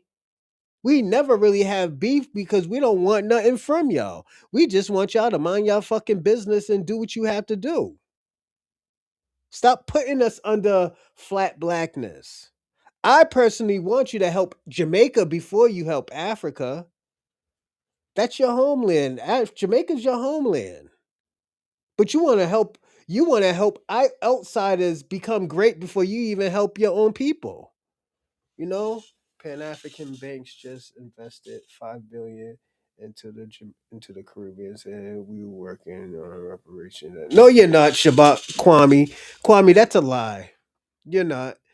That 5 billion, y'all niggas might pocket that shit. I'm gonna be personally honest. If that is even true, first of all, I don't even think your country has that type of money. Some of y'all do, but most of y'all don't. I'm just gonna be personally honest. But when you talk about Black Americans, as I told y'all last week, 1 in 20 million of Black Americans are millionaires. Half of us is middle class people. That's telling you a lot, Kwame. You know, that's why I say Black American is the bar. The thing, and this is what I say. This is why Pan Africanism is all fucked up, also known as Black nationalism. The reason why Pan Africanism is fucked up because they want to be the leaders. They want to be the leaders so bad that they're hurting their own self. I'll email it to you. Thank you. I'll look at it after the show. We'll talk about we could conversate through email. But yeah, but that's the thing with Pan Africanism. They don't know how to play. They don't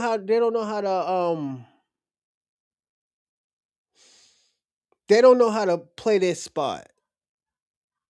Like Pan Africanism didn't really have to do as much. All they had to do is unite Africa with Africa.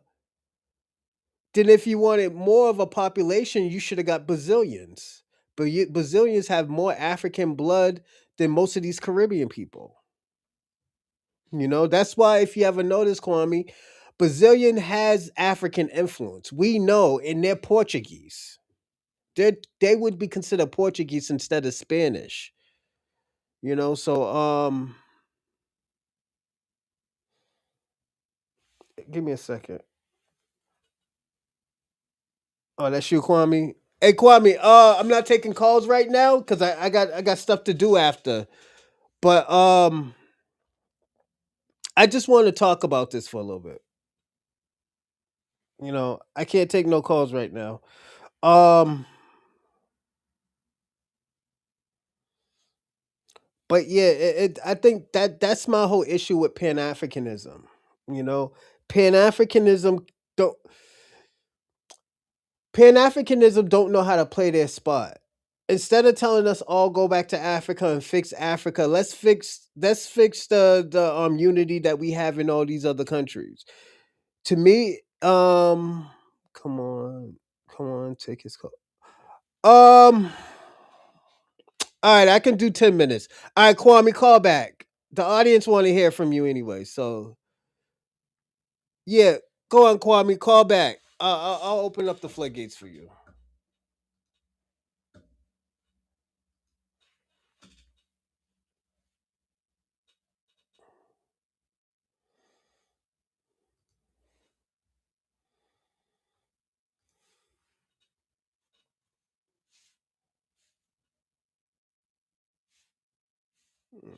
You know what? I'll call him myself.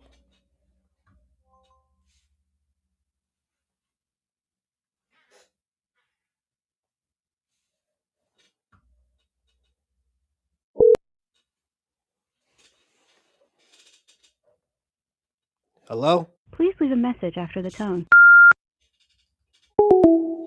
All right, Kwame, call back, and I'm just gonna talk to them. Um, like that's my whole issue with. Oh, here we go, right here. Call from Dorsey. To accept, press 1. What's going on? Hello? Yeah, peace. What's going on? Why your mom just blocking people in the chat? Who they blocked? They blocked me. How they? Nah, they can't block you. Who blocked you? FBA combo. I know he blocked me. Oh man, hey, no more blocking, everyone. No more blocking. But yeah, go on. What's going on, man? How you been, man? You been running, man. You been running and hiding, man. What's going on? Oh no, I just been beating up the FBAs on TikTok. So Nigga. After they see your face, man, that shit was crazy. but let me say this though, right? But go. Yeah, I got a few bits going. You said you're waiting for 5 to 8 years to get No, reparations. I said If that. that even happened. No, I said I think that's when it's gonna work because at the end of the day, you're forcing people's hands. What's going on right now? And I've been told Africans to do this. I told Africans you gotta force people's hands. If you don't force people's hands, it's not gonna work. I had an audience member talk about the small hats. I said the thing about the small hats, you gotta hurt them with their pockets. I was like, if you don't hurt them with their pockets, then it's you're just gonna be complaining. You know, How is FBA gonna hurt white supremacy pockets? Like y'all have no government, they you have can't, no sovereign land, you have nothing. So Kwame, how could you hurt? because they need us for everything. They need us. What do they need you? They need What? us Wait, for wait, wait, wait, everything. wait, wait, Kwame, let me ask you a question. wait. FBA, wait. Wrong. Go on. Y'all claim that immigrants is the buffer class, right? That's what y'all claim. Y'all claim immigrants is the buffer class. That's the reason why y'all can't succeed. So I never if said that. America, Hold on. No, who said that? majority of FBA, that's what they say. They say you No, tethers are the buffer class. They put y'all in position. but They they do. make But y'all the they do put y'all in a position. Of course they do. yeah. So they put But us in but position, at the end of the like day, you claim. we don't care about stuff like that. That's the thing. Okay, what exactly do white people need FBA for? Like what you don't dominate any They sector. can't. Like you don't dominate. Hold on, you don't dominate science. You don't dominate technology. You don't dominate any major economic sector. in America. That's why they have to bring over immigrants for H-1B visas, HB2 visas, and work permits and work visas. So what exactly? And now they got AI and other things You that's know why did they bring? replacing people. Can I answer some of your questions? Because you just answered like three questions. You asked me three questions. Yeah, go ahead, go ahead. The reason why they bring her over because they're cheaper. They're cheaper. Okay, so what exactly Like do they why? need you Like for? If they could ship, that's why. hold on. That's why I said. That's why when I said like, yo, the only thing that they first of all, they can't do anything better than any Black American. Because if we put all our greats up with their greats, we will dust them. So we can't talk about the rag. Hold up, we can't talk about the raggediest nigga who don't know shit about science, finance, or anything. Then put them Right. up with somebody who went to school, who did what they're supposed to do. Because come on, let's be honest. Everybody has a great class. Everybody has a great class of race, right? Right. So who is the FBA Elon Musk? Like who's the FBA Elon Musk? Oh, I don't know. I'm not tapped into that world, so I couldn't answer that question for you.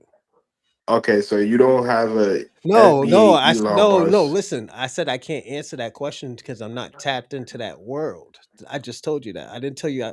Okay, so you don't okay, let's just I'm not telling you. I don't. I'm not trying to tell you there isn't anyone. I said I just don't know. okay, so what about the FBA Jeff Bezos? Like who's the FBA Jeff Bezos? I can't tell you. I'm not tapped into that type of world, Kwame. You're asking me questions, So Kwame. You're asking me questions that I can't give you the answer to. You gotta ask. no, but you Hold on. If we're gonna talk about stuff like that, there are people, Black Americans, who are tapped into that world.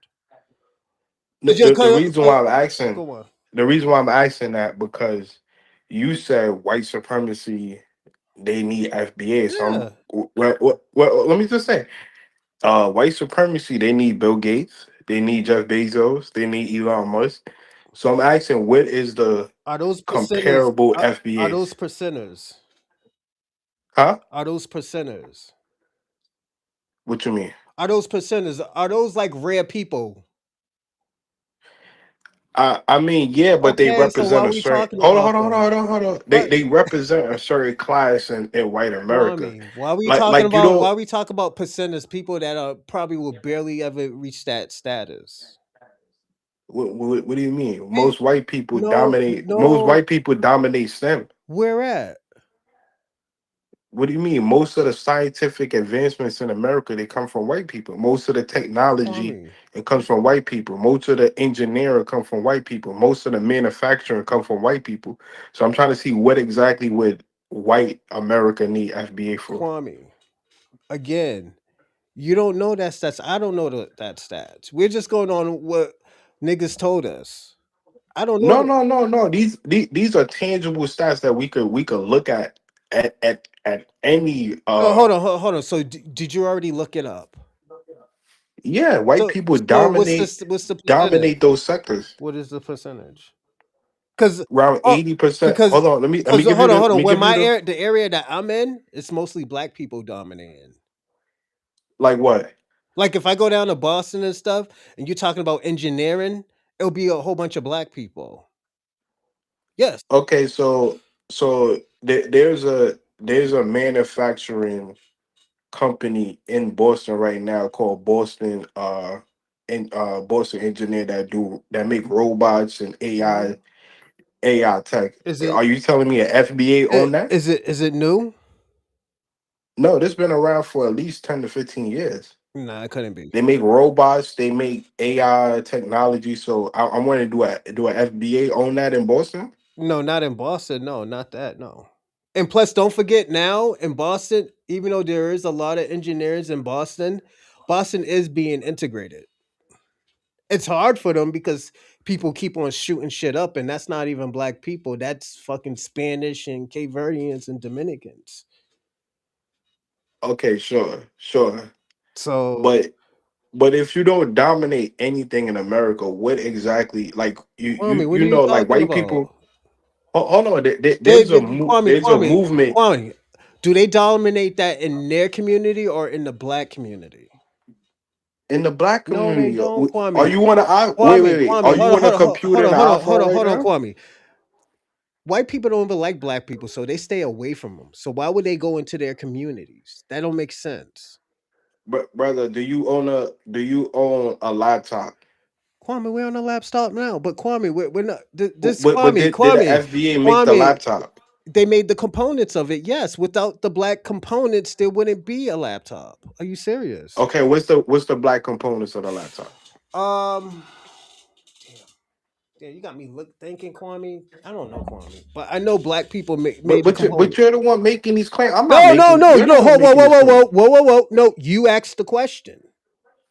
Yeah, but if you And can't hold on, answer hold the on. question, Am how I, would you hold know on, they and hold on, dominate? hold on. Am I right or wrong?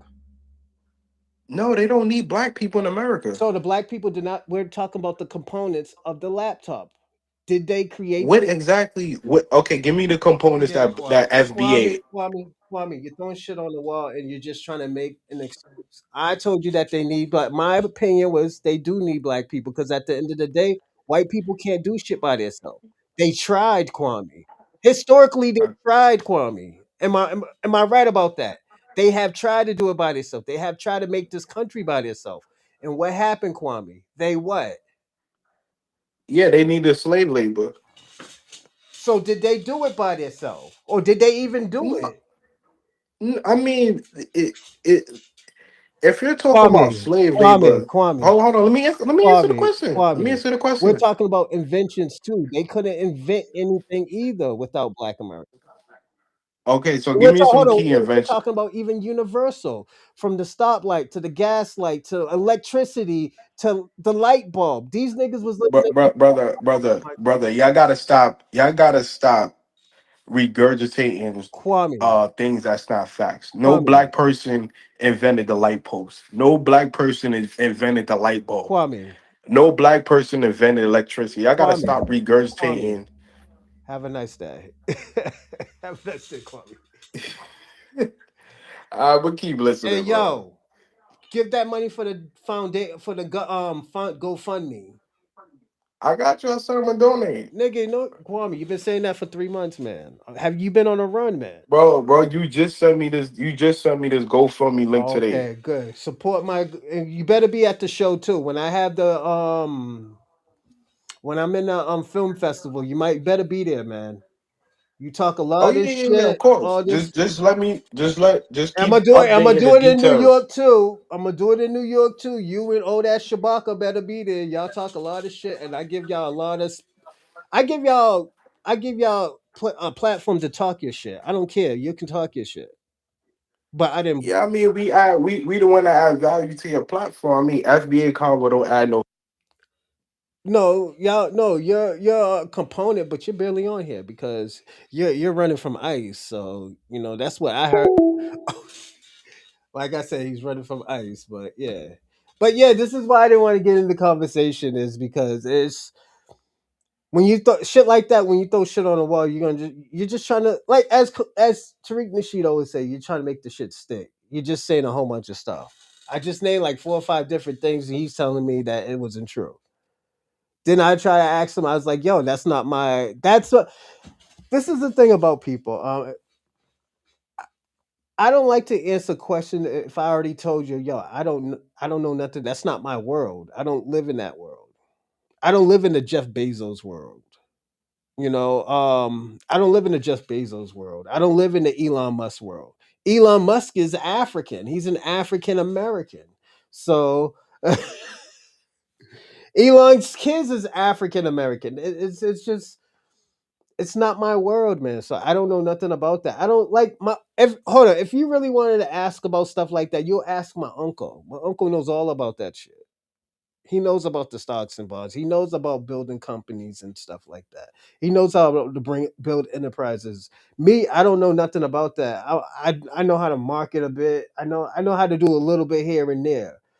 But all that other stuff about Jeff Bezos and all this other stuff, and I know, and I'm also gonna say this, I know what people are doing in my community. You know, And the place that Kwame's talking about, I don't think it's in Boston. I think it's in like Chelsea Everett. That's not Boston. That's its own little city.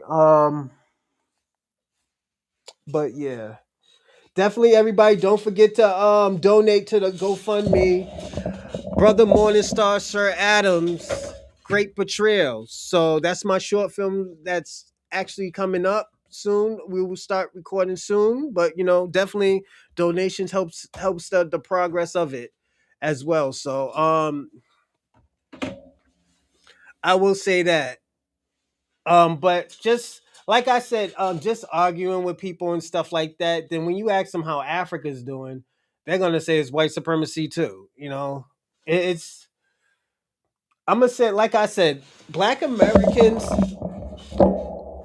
This is why delineation's hurting them, and this is why delineations they will never get delineation. As I always say, we will never even put it this way. Kwame, Pan Africanism. Like, answer this question, anybody. Even if you're not a foundational Black American, would you want to work? Would you want to work? Boston is a shithole. No one cares about Boston. That's why FBA hates that New York created. No, no, no, no, no, no, no, no. I don't think you want to go into that rabbit hole. Black King.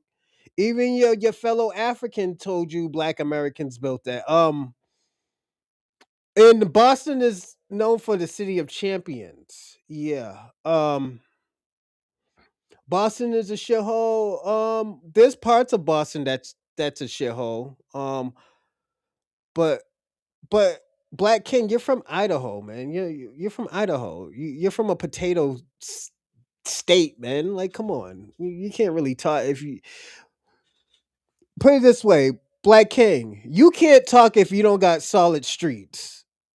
Or cemented streets, so I wouldn't I wouldn't ask that question.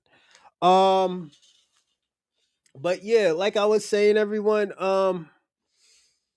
that's the issue. Like, would personally, be honest, say if you wasn't foundational Black American, would you want to work with a person like Kwame? Like, let's just answer the question. And this is how a lot of these Pan-Africans are.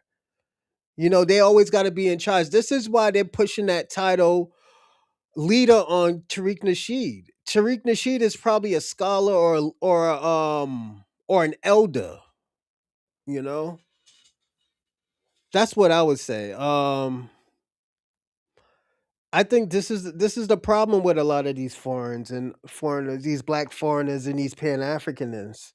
Like, they so worried about Black Americans and what we're doing. Fucking Africa's falling apart, buddy. You know, Africa's about to go to war, especially these Arab and Muslim countries. So it's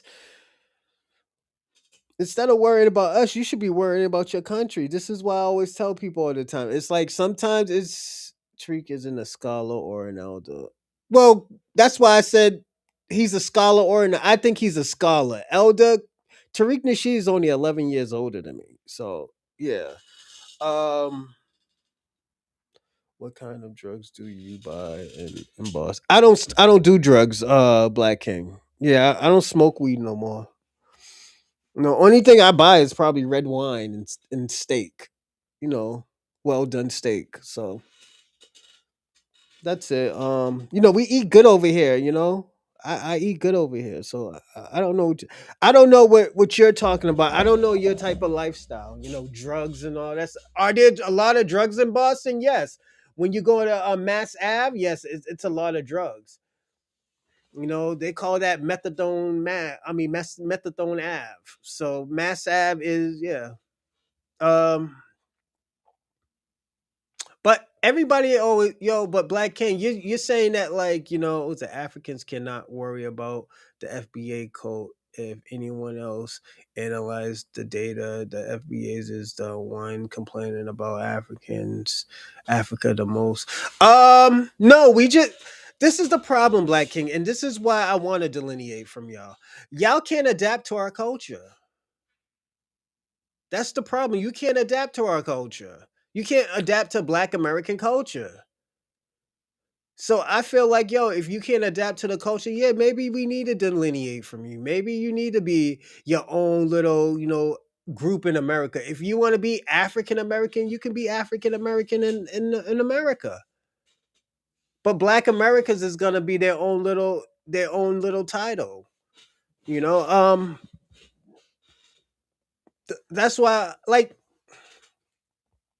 that's why I didn't argue with Kwame. That's the thing. I didn't want to argue with Kwame. I think this show right here, it should be explained. Why is there a delineation? Why is this delineation so? Why? What's the real truth of this delineation? What's the real reason? This is the real reason. It's like, yo, let's personally be honest. A lot of y'all are just a piece of shit, man. A lot of y'all just a piece of shit, and y'all can't. Y'all don't know. Y'all can't move. Y'all can't move like we're moving anymore. And I used to be that person to be saying like, yo, we all need to work together. We all need to come together. We could build as unity. No, we can't build when y'all have a broken fucking system in y'all country and you come over here with that broken mentality. We can't come with, and I'm gonna say this. If I'm gonna side with any of you Africans, as I always tell you, it'll be them Paris France niggas. It'll be the Belgian French black people. At least them niggas fight. Y'all niggas don't fight. You let y'all niggas run from these niggas who be trying to get y'all out this country. I don't like that. And it's Pan-Africans, right? Paragraphs. Yeah, they do, but it's this is the thing. Black Snow Bunny King. Jazz is not your culture. Hip hop is not your culture. That's why when y'all try to do hip hop in Africa, it doesn't bust. That shit ain't busting. That shit is trash. But when y'all do it in France, it's dope because you have your own culture. You try to use the culture that was already created. We gave you the blueprint. All you got to do is change a little bit of components in it to make your own culture. Y'all don't want to put in the work though. That's the thing. And that's what, like I said, this is why I have an issue with a lot of y'all, because y'all don't want to put in the work of being great. Like, yeah, and I'm gonna say this: y'all have the ambition to be great. Africa has the ambition to be great. It's just y'all don't put in the ambition.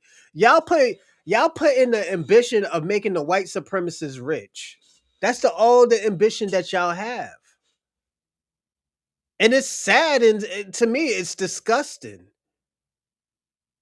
This is why I say, yo, the best advice I ever gave to a coworker. He's from Uganda. I told him, he's like, yo, these white people always want me to do some work, all this extra work. He's like, yo, they don't do that shit to you.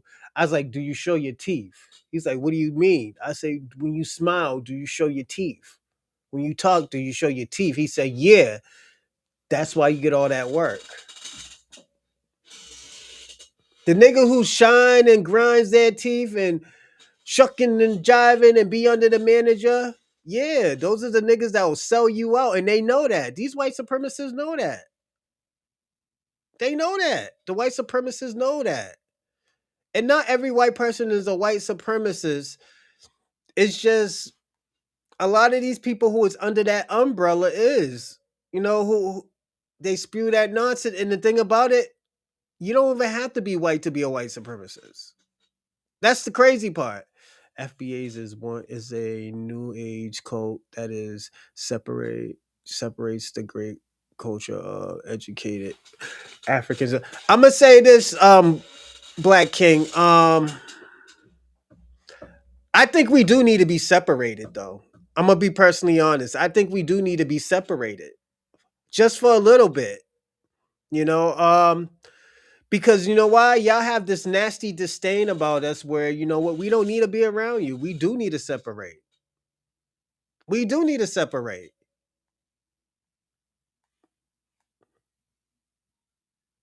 I don't believe in segregation, but I do believe in separation. Yes, I think we do need to separate. And it's coming to this point, and I hear this so much from y'all, is where I'm saying, yo, you know what? I think we really do need to separate, because you know what? This separation will help each other. It'll make y'all stronger, because y'all can't do shit yourself, and it'll make you have to do shit yourself. And also,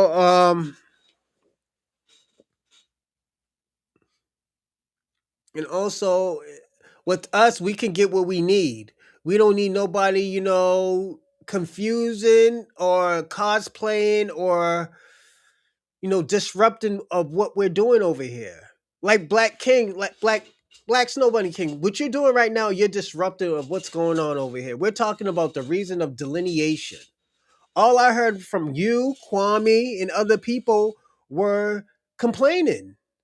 Y'all complaining why about separation and all this. We need separation. We needed the delineation. We need that septitude, as they call it, Let me see what this. He ain't gonna know it. But yeah, it's just. I'm gonna say this. It comes with the territory of doing business, And this is just me. I think we need it. I think we need separation. I don't want it, but I know we need it.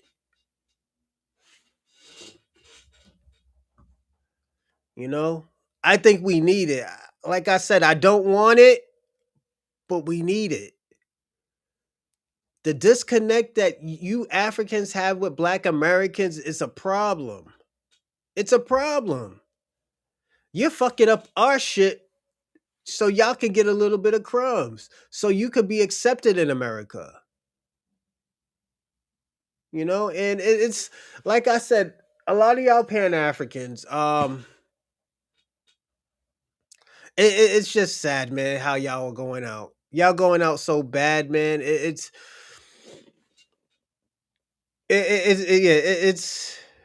I hope the best for y'all. Hold on. So I hope the best for y'all, but I don't. I think y'all. Yeah, I think y'all niggas is gonna. Y'all gonna. The boat's gonna sink, man. That Pan-African boat is gonna sink. And the thing is, because Black Americans be like, yo, this is Black Americans, also known as foundational Black Americans. Yes, we have brothers that are Pan-Africans. Those are our brothers. Those are the people we have to deal with. These other new niggas and stuff like that, we don't gotta deal with y'all.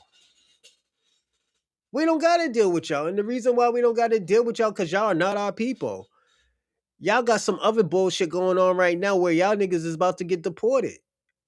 And this is the thing I told y'all about y'all people. You gotta police you gotta police your race. If you don't police your race, this is the bullshit that happens. Niggas gonna be thinking all y'all niggas is doing that. That's why, everybody in Boston think every Spanish person sells fruit on a highway with their baby. Give me a second, everyone, and we're gonna. These young adults had never been in the Holocaust, but their parents were. As a result of that, we began to study how can trauma be passed down from a group to a group when that secondary group never actually experienced the trauma. And so what they found was that for these Holocaust survivors, they would go to their grandparents' house and they would have curtains over the balcony. They would tell them, don't tell anybody you're Jewish, don't let anybody know, because they were literally scared for their lives.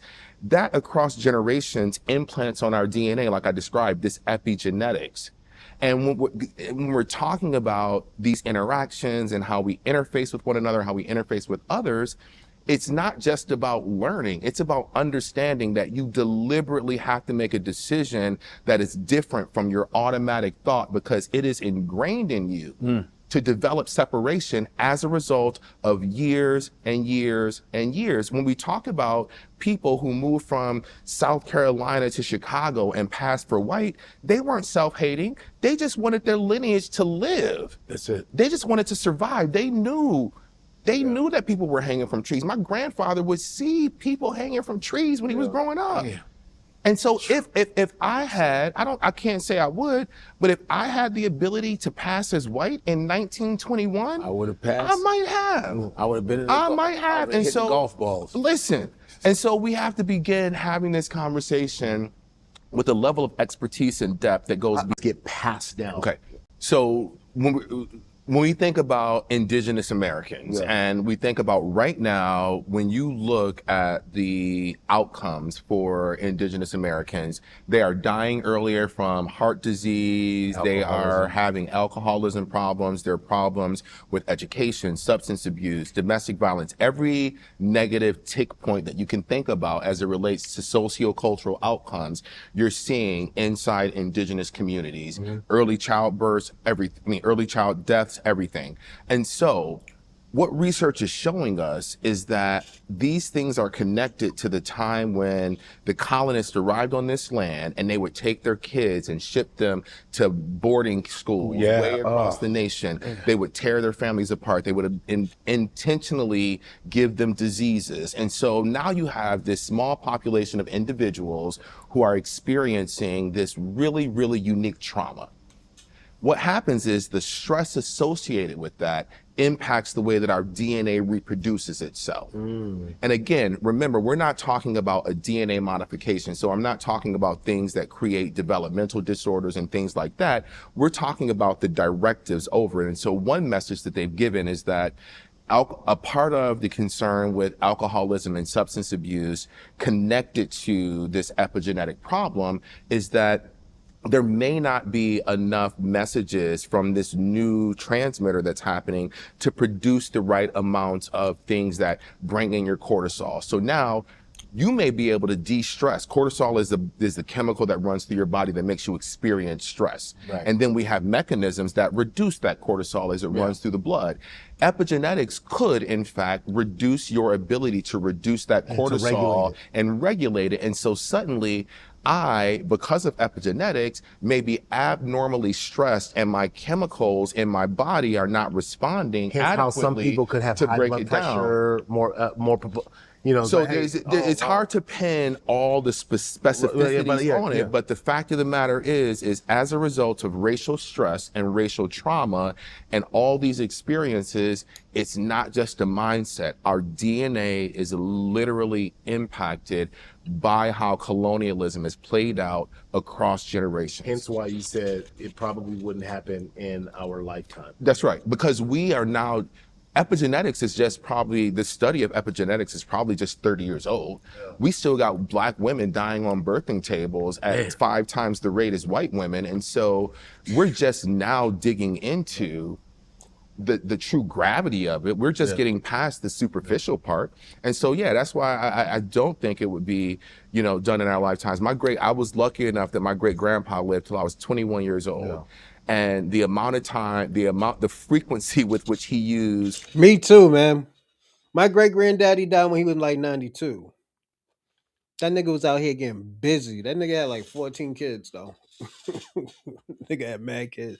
Shout out to my great granddaddy, Joseph Wilson.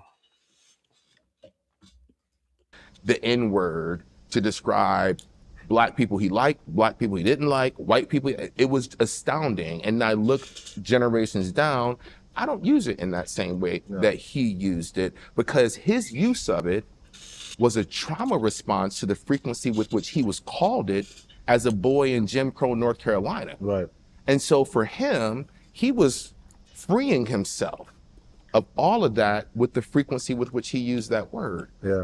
And so it's deeper than just a conversation. It's how do we understand the source and what's happening as a result. That's another 154 conversation in the books. We are bridging culture back to its roots. From Africa to the world, I think that was a great conversation, but the thing about him is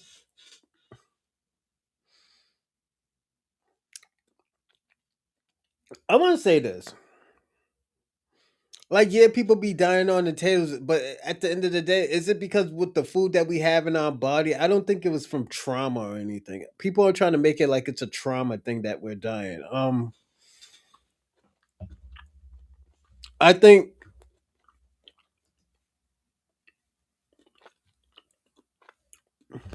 It's a good story conversation to talk about. I'll say that though. News because it was clear that what was not welcome, at least where I was working, was context. We get told, particularly when it comes to Arabs and Muslims and Africans, that people are just diabolically evil for no reason. Right. That they do things because they hate our freedoms. We were told this about Iraq, that they just hated us for no damn reason at all. So there's no reason why Iran would hate us. But it turns out there's a lot of reason why Iran should hate us. We took their freedom. And we don't get told that. And so Americans get fed this false objective, story, particularly about global South countries, Muslim countries, African countries, that makes you believe a false narrative that tries to justify our actions. Iran has reasons to hate us since 1953. We overthrew their government. We took away their freedom and imposed a Shah on them. Why do they have the Shah of Iran? That's what got me interested in news. And then this story. Khomeini. Khomeini. He was always there. You're like, this evil dude. And we were just told he's just evil. But what we weren't told is that when the Shah was in place for 20 something years, as he's brutally, viciously oppressing his people, the organizing against him took place. But I'll say this too, as a foundational Black Americans, we get it. These motherfuckers is evil. But there's a one component, and I tell people all the time, there's a component where when they come to America, they know how to switch that and say like, yo, we're not on these Black people's side. We don't fuck with these Black people like that, especially the Arabs. A lot of these Arabs got Black people killed because of the bullshit that they were on to stay in the country. And like I get where she's coming from, but she's not telling the whole story. I have a problem with shit like that. Like, yeah, you are right because you're making the conversation sound like you are right. In mosques. It's the only place that people could meet without being surveilled. So it became a religious-led movement because of that. We are the reason that the religious people, the religious Muslims in that case, it's a majority Muslim country, they're the ones who were organized to overthrow the Shah. That's why we had mullahs. We had mullahs because of us.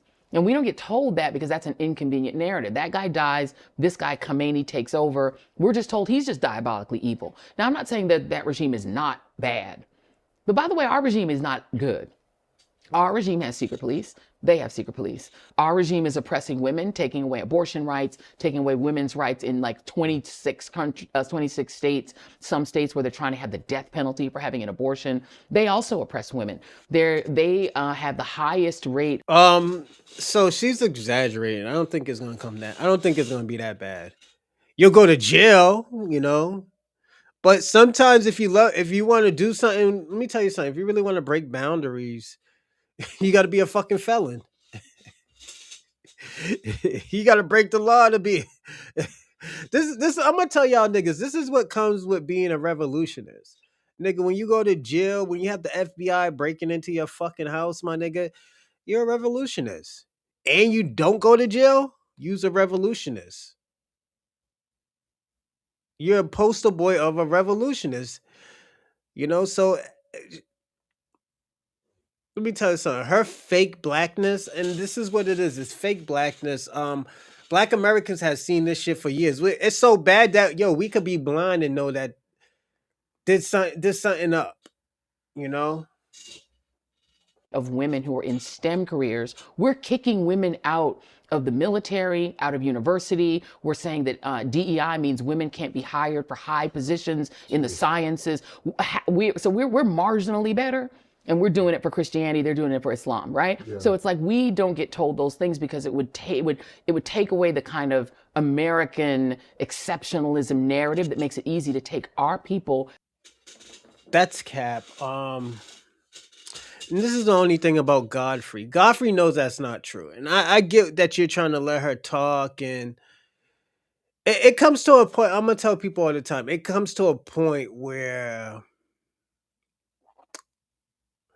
you just got to let people talk, man. Like, she don't fuck with Black people like that, and you can just tell. Look what she got on her show.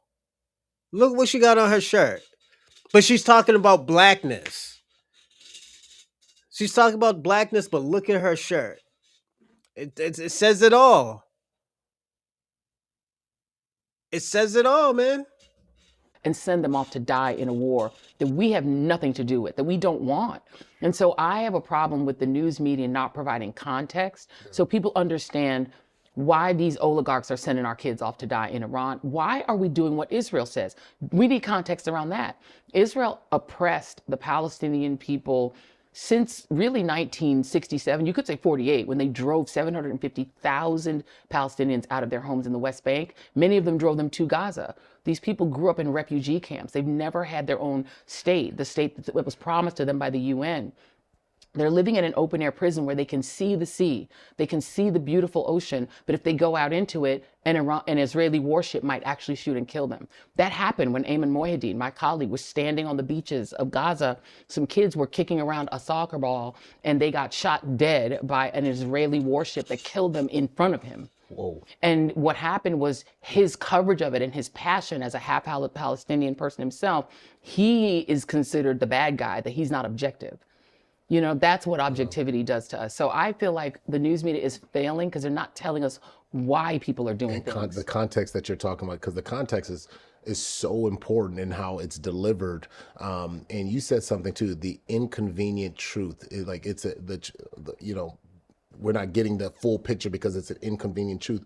So who the heck is running the media to where you're trying to, why is it an inconvenient truth? Because I found that interesting. You said that, like, who's it inconveniencing? Oligarchs. Yeah. You know, we have oligarchs just like Russia has oligarchs. They own our media. Jeff Bezos, the Ellison brothers, you know, what's his name? Mark Zuckerberg, who owns. So this is where you start your own radio, your own media station. It's not hard. Buy a channel. Like, yo, this is the thing, and this is why I always tell people all the time: if you buy your own channel, you don't have this type of problem. Sometimes you gotta invest in yourself, man, to get what you need. Owns Facebook and Meta, you name it. All of these oligarchs, they have, and if they have a news organization in the company, it's not the main business. Jeff Bezos his company has military contracts.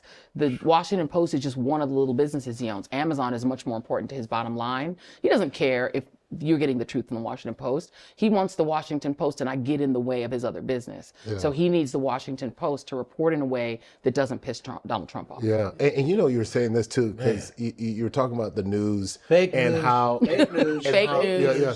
Everything is fake. Yeah, fake. And then check this out real quick. What you're doing is fake. Your suit. He's wearing a suit. I wore this You're suit trying for to joy. Me. I can't. No, I wore this for joy. I say, oh, this is gonna be serious. Suits, You're trying. Your suit's so bad. This is custom, man. It's not custom. It's customarily so bad.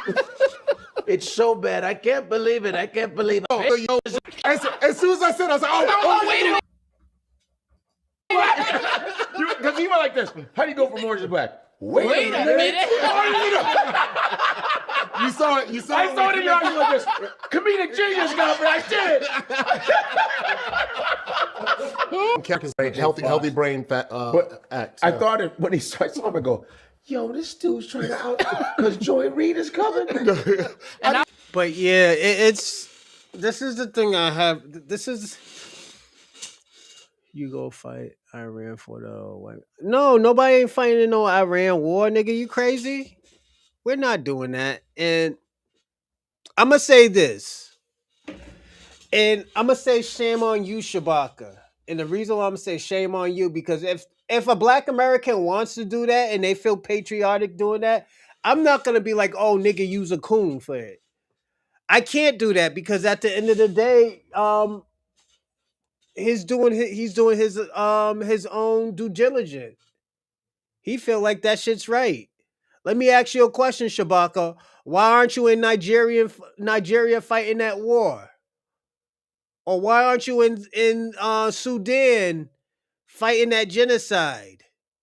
South Africa. You know, these countries. You're not there. So that's why I say for you to even say anything like that, I think is very disingenuous. I don't agree with it, but at the end of the day, I'm not gonna say what the man is doing is wrong. Whoever wants to go and fight in Iran's war, I just like I say, I have a problem. I have a problem with Iran's war because that's not our war, But it is what it is. It doesn't affect Black America, you know.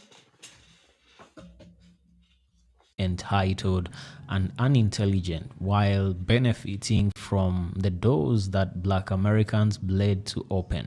And let's be honest, because these doors were not opened by accidents. They were kicked open through centuries of slavery, the Jay Crow era, segregation, economic exclusion. They were pushed open by civil rights struggles that cost lives, from people like Martin Luther King Jr. to Malcolm X, to even voices like Minister Louis Farrakhan, men who, despite their differences, called for Black unity, one people, one struggle, one future, one nation.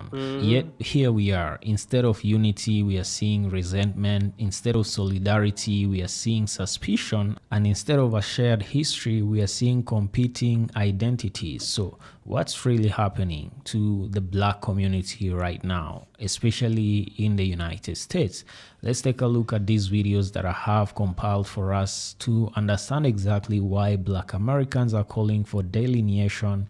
I'm gonna be back with more commentary after this. Subscribe to the channel if you're new, hit that like button. Don't forget to share this video with your friends and family. Let's take a look. Where you said that you talk about native blacks. And so that clearly sounds as if you are delineating native blacks versus someone that comes here from Bermuda or Jamaica or wherever they may they may come from that is black. That's right. The purpose of that is what? Because you're on the surface, it would be like, hey, everybody here that's black gets treated a certain way. Why are you making that delineation? That is an excellent point. You know why? Because you see, those people coming in from Jamaica or coming in from Africa, they have not been treated like black folk in this country. That's the first thing.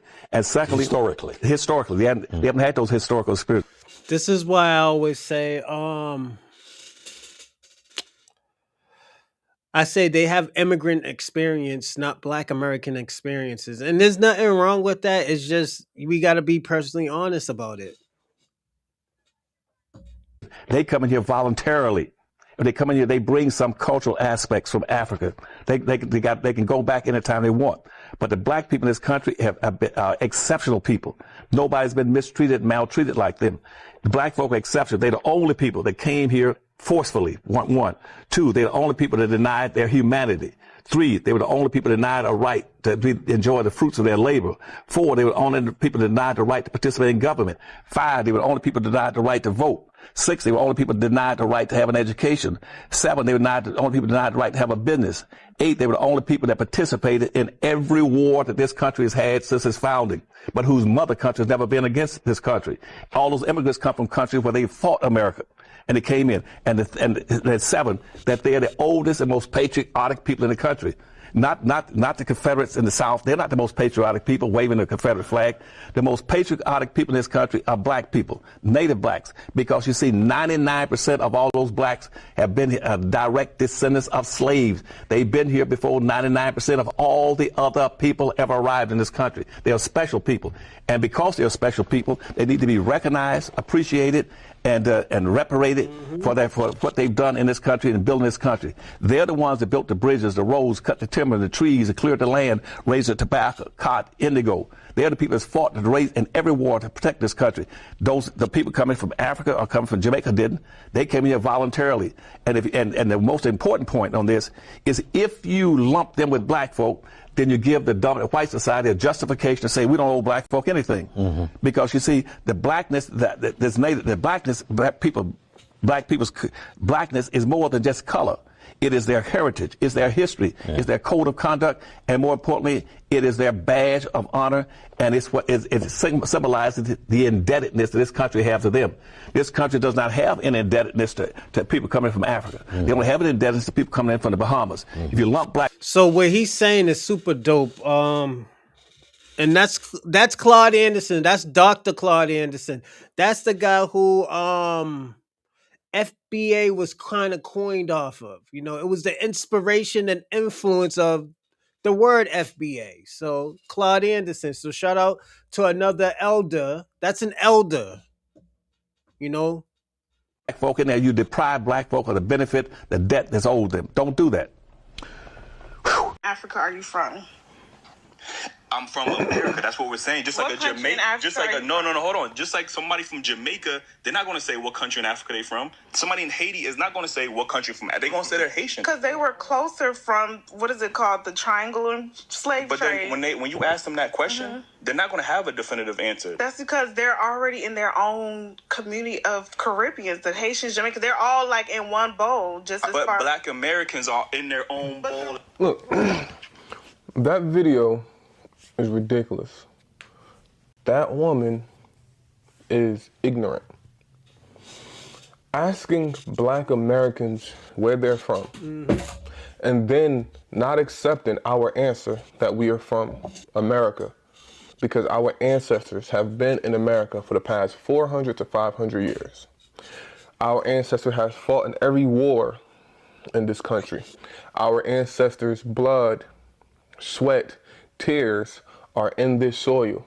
Our ancestors are buried What's going on, in this Dorsey? soil. Salute. Our ancestor made it right or okay for your people to come over here and benefit here. Instead of trying to disrespect us, in that interview she went on to continue to be disrespecting and spew some of the same ignorance that a lot of Black. I told him send a GoFundMe for the 30. Let me see if he did it. I'll let you know, Dorsey, right now.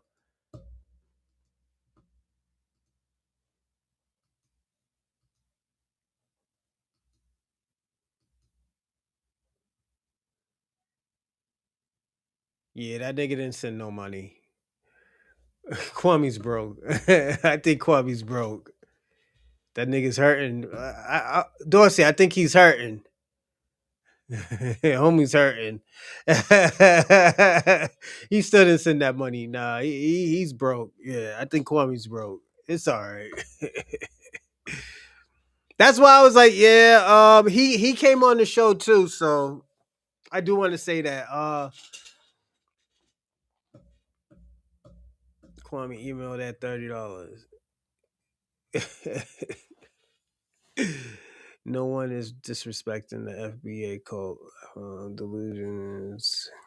Grande. Give me a second.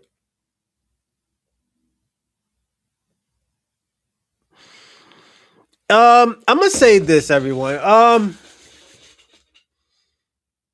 Yeah, Donna Summers was from Boston. She's from Mission Hill. She's like 3 minutes away from my projects.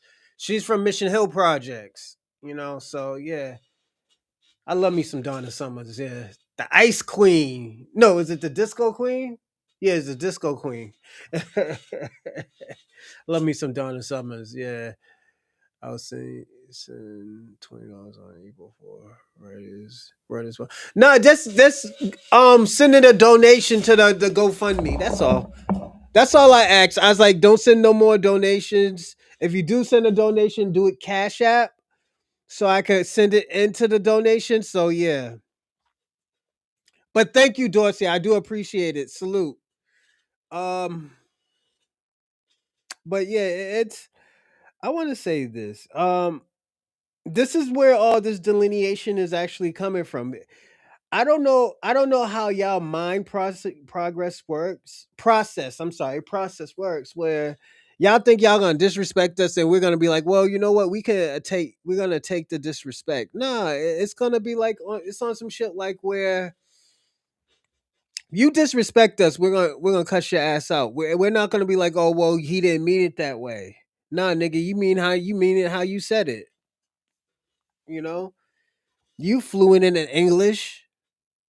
You know what's going on, Big Remy? Yeah, I'm in Boston right now, downtown Boston. Yeah, the financial district. Oh, yeah. Oh, you living life, Big Rim. Oh yeah. We going to the game? You going to the basketball game? I think there is a game today, so yeah, just be careful out there, man. Especially crackhead, drug addicts they be getting busy out there. I'll tell you that, Big Remy. Yeah, they be getting busy out there. Yeah. I always tell people all the time, them crackheads, them drug addicts, they'll pack you the fuck out, man. Get you the fuck out of out of Dodge. Yeah, in Boston, yeah. That's why I always tell people I don't be disrespecting crackheads, man.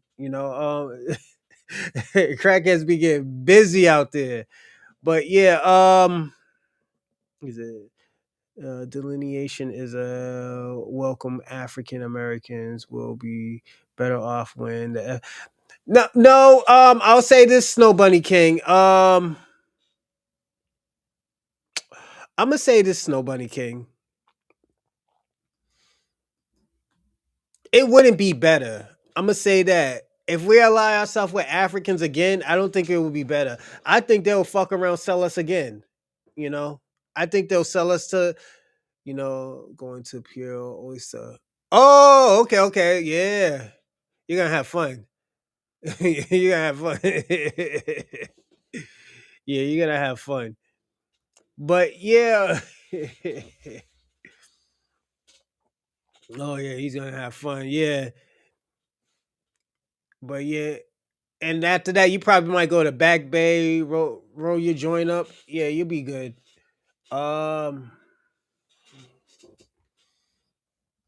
But I'm gonna say this. I'm gonna say this. This is the one where I'm gonna answer your question, and we're gonna go back. Um. Well, delineation is welcome. African Americans will be better off. That's the thing. Black Americans are not African American. We're Black Americans.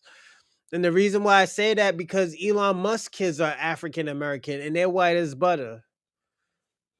So that's why it's a false statement.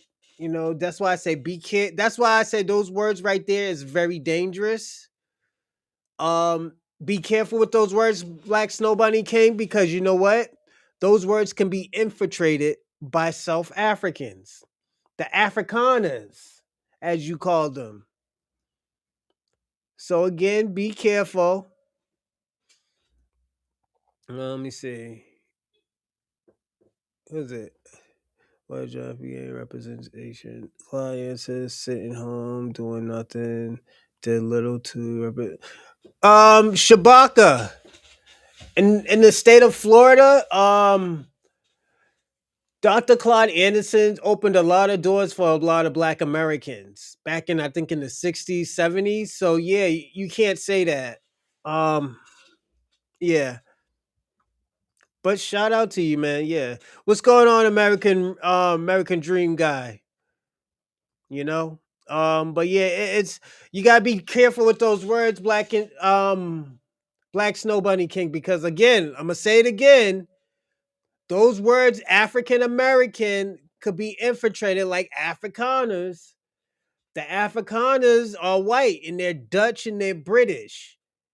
And they could say that if they have kids in America like Elon Musk did, those white kids are African American because Elon Musk is a South African. We can't take his Africanness away from him. I'm just being personally honest.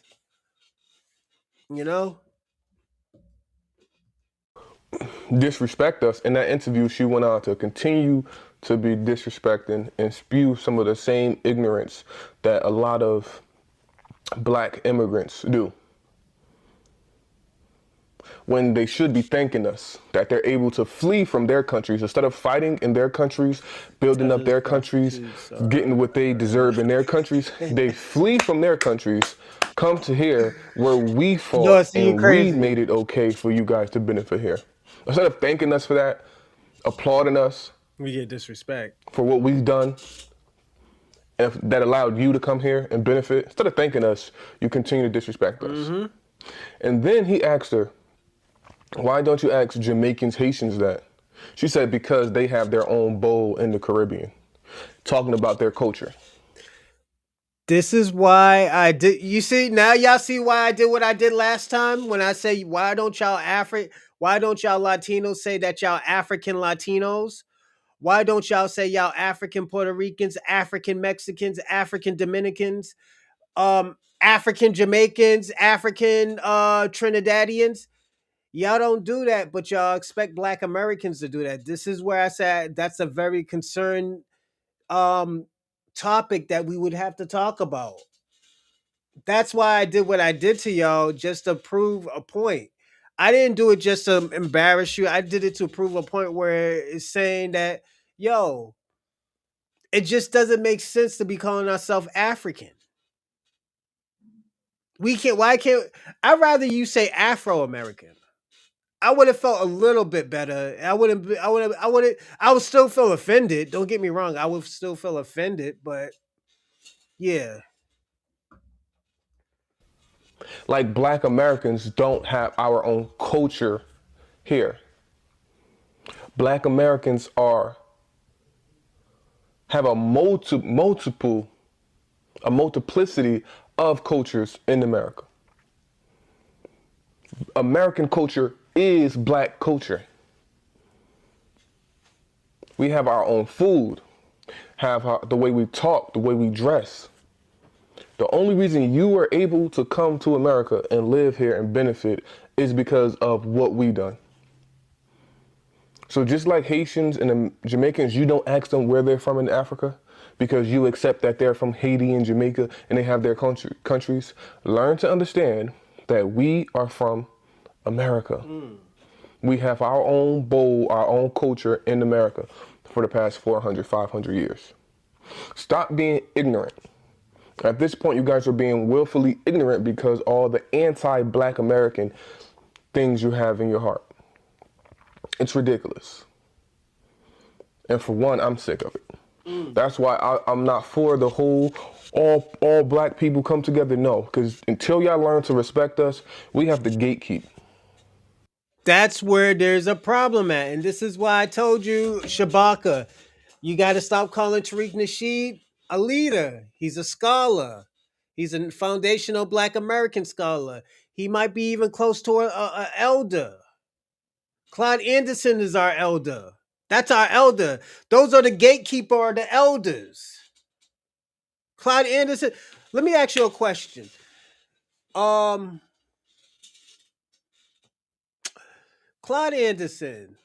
Do you think if Claude Anderson was telling Black Americans, yo, stay away from these motherfuckers, as a gatekeeper, he said, yo, I'm a gatekeeper of Black America now? Would you think people are gonna of course people are gonna listen. People are gonna listen to Claude because Claude Anderson knows what he's doing. Claude Anderson put in the work. Right now, Tariq Nasheed is a scholar.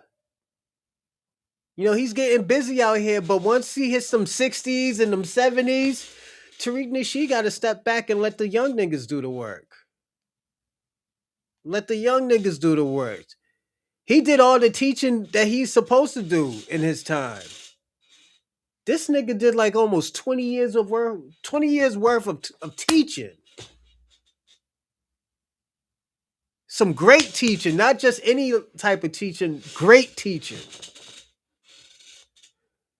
Y'all gotta, we gotta look at it and say, like, Tariq Nasheed did, he put on for Black America. He put on for Black Americans. He put on for the Latinos. He put on for the immigrants. Don't forget them hidden colors. He did that because he's like, yo, you know what? Niggas ain't teaching their history.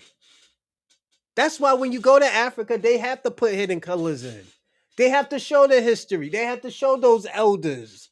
Those are elders and scholars talking. Those weren't regular people. Dr. Professor Smalls, who was in those movies, what's the lady's name? I forgot the lady's name. Her. You had Dr. Umar in there, like, yo. Now you got to look at it. Y'all got to look at how great Hidden Color 6 is gonna be. You got the next generation talking. You got the Dave Anderson. He's next in line to being a fucking elder. That's how smart he is. He's taking down niggas. He's taking down people and saying like, yo, he's explaining about the industry. He's explaining about black culture. He's explaining about why do people say what they're saying. Shabaka is black culture, man. It's black culture. Because black people are the ones that was, oh, we're all black people, let's come together, let's stand. We the ones that was fighting for y'all to be able to come over here.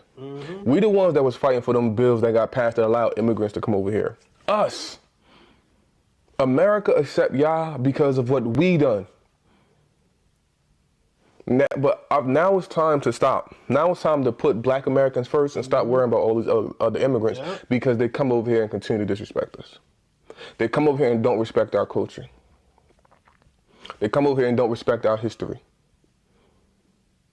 She didn't even know what the transatlantic slave trade was, or triangular slave trade. She didn't even know what it was. Don't know how to pronounce it because they don't care about our history. Yep. They're not us. We're not the same people. It's true. And for the record, my ancestors can trace back. I can trace my ancestors back about 14, 15 generations in America longer than you can in Africa. For the record. If you want to go Cars 1126. Black Americans, we have to start gatekeeping. Huh? We have to start standing by ourselves, for ourselves. Because of stuff like that in that video. It's ridiculous.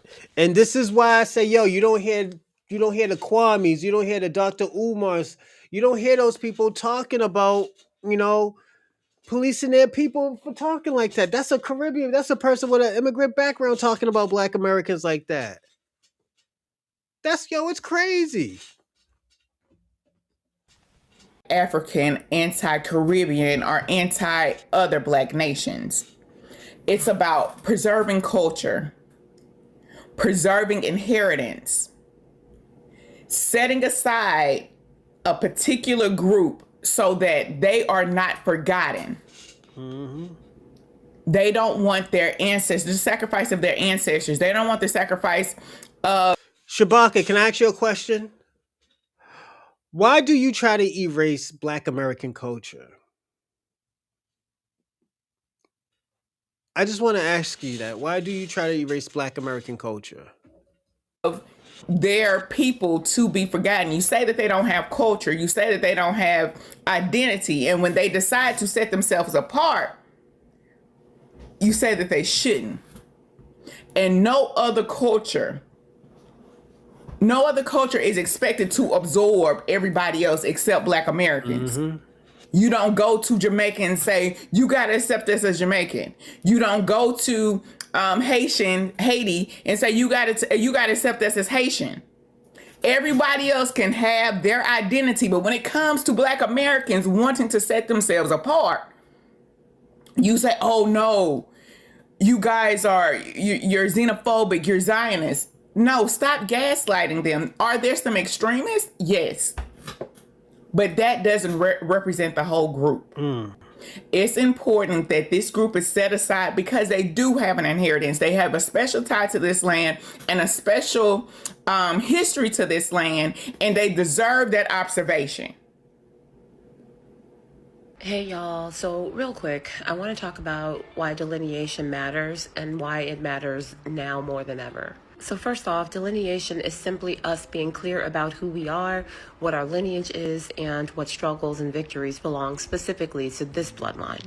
It's not about hate, it's not about division, it's about clarity. And clarity protects us. Because when we don't delineate, a few things happen. Other groups start taking credit for our fight. They start talking about how they built movements that our ancestors died for. Also, people rewrite our story while we are still living in it.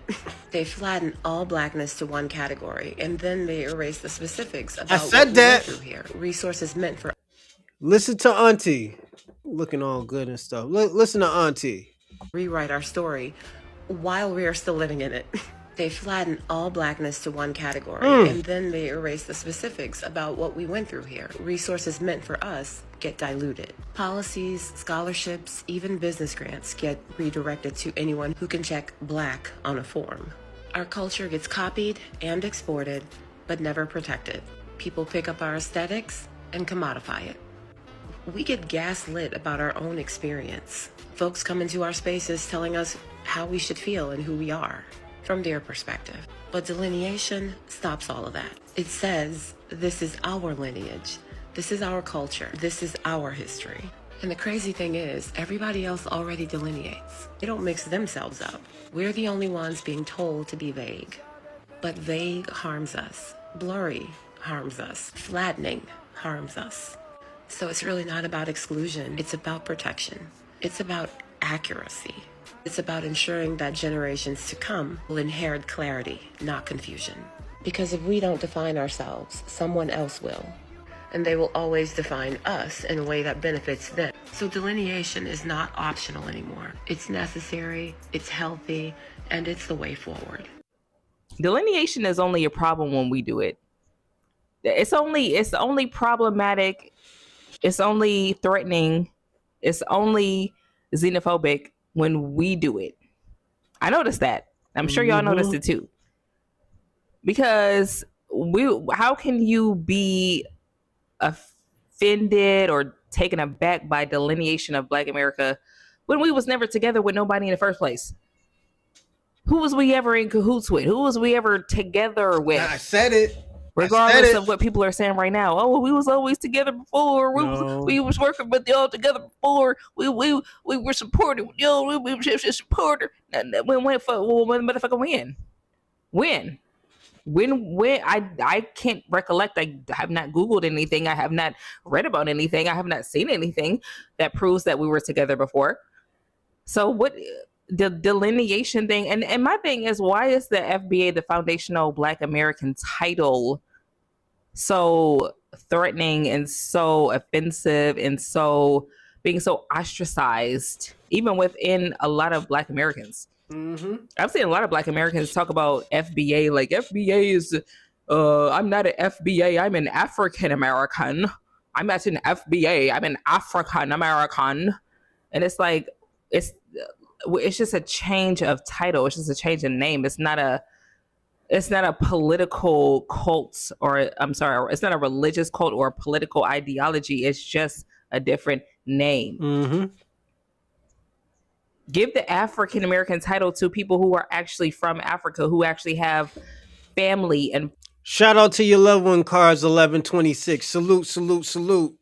Also, everybody, don't forget to give donations to my short film that is up and coming, and I will be coming to y'all places of town for the film festival. It's called Brother Morningstar, Sir Adam's Great Betrayal.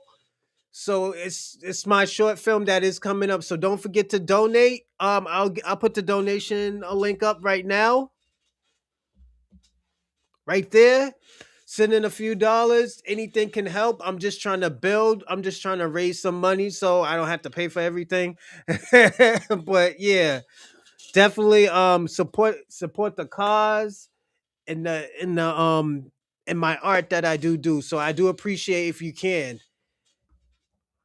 Friends in Africa, that title could be very useful for them, not for us.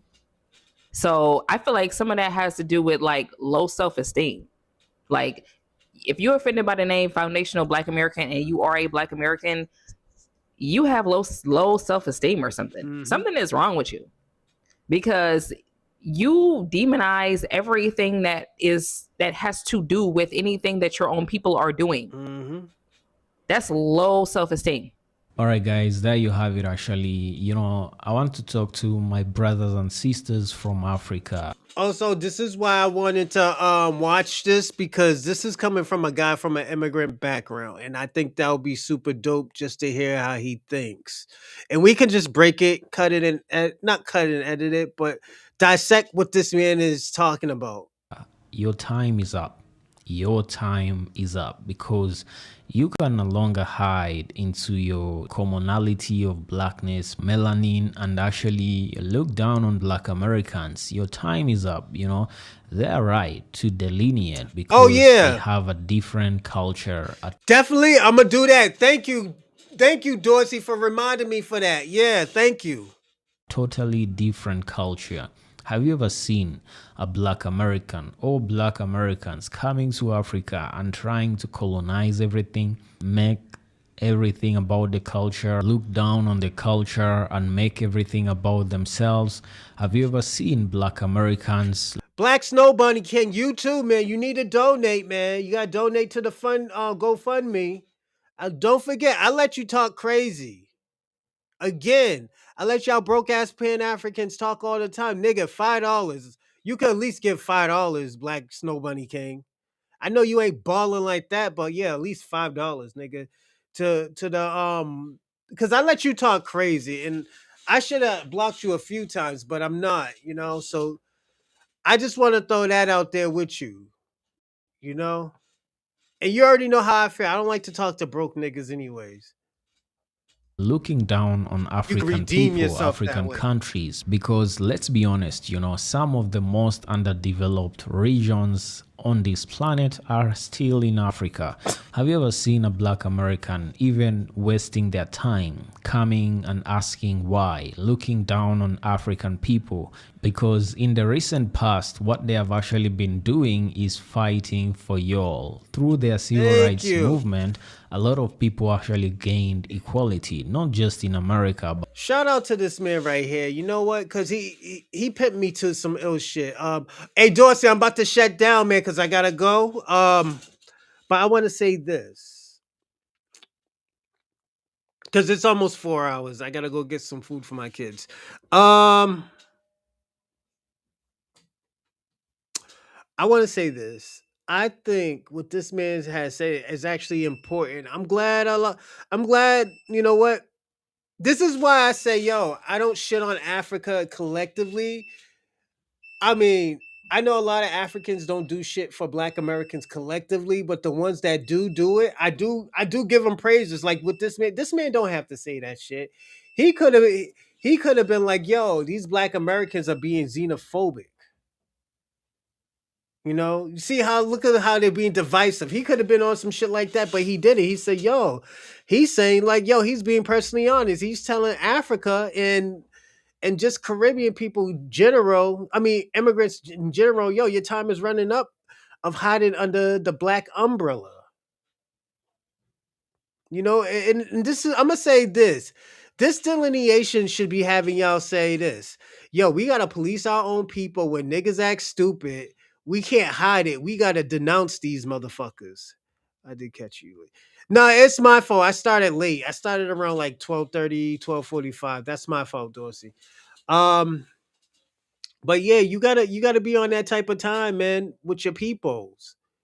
You can't be looking crazy because you want your people, you want to hide, protect a brethren.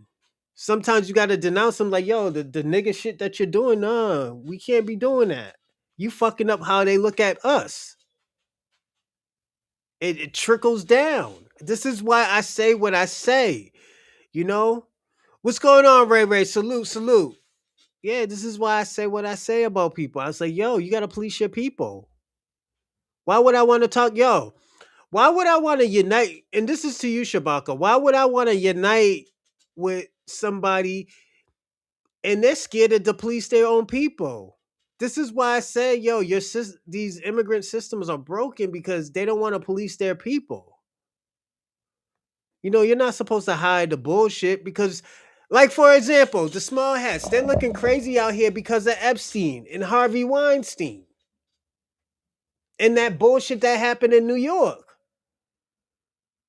And the thing about that is all they have to say, yo, we denounced that crazy shit that these niggas was doing. We don't know what the fuck was that is. You could have lied and say, yo, I don't know what the fuck was on the mattresses, but they did it. They try to hide it. They try to hide it.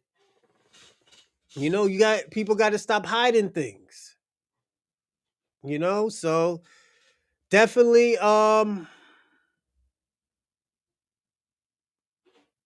it's just when you don't police your people, it means you're from a broken system. You have a broken system. but all over the globe. Look at in Europe, even in Africa itself, it actually reshaped the way melanated people are seen on the global stage. So when you see Black Americans calling for delineation, this is just about identity. This is not about hatred, because the first thing people need to understand is this: when Black Americans say they are not Africans, they are not saying they hate Africa or Africans. They are saying our identity was formed under conditions that no Black group experienced other than us, because Black I never said it that way, but I think he got it on the spot. Listen what he just said.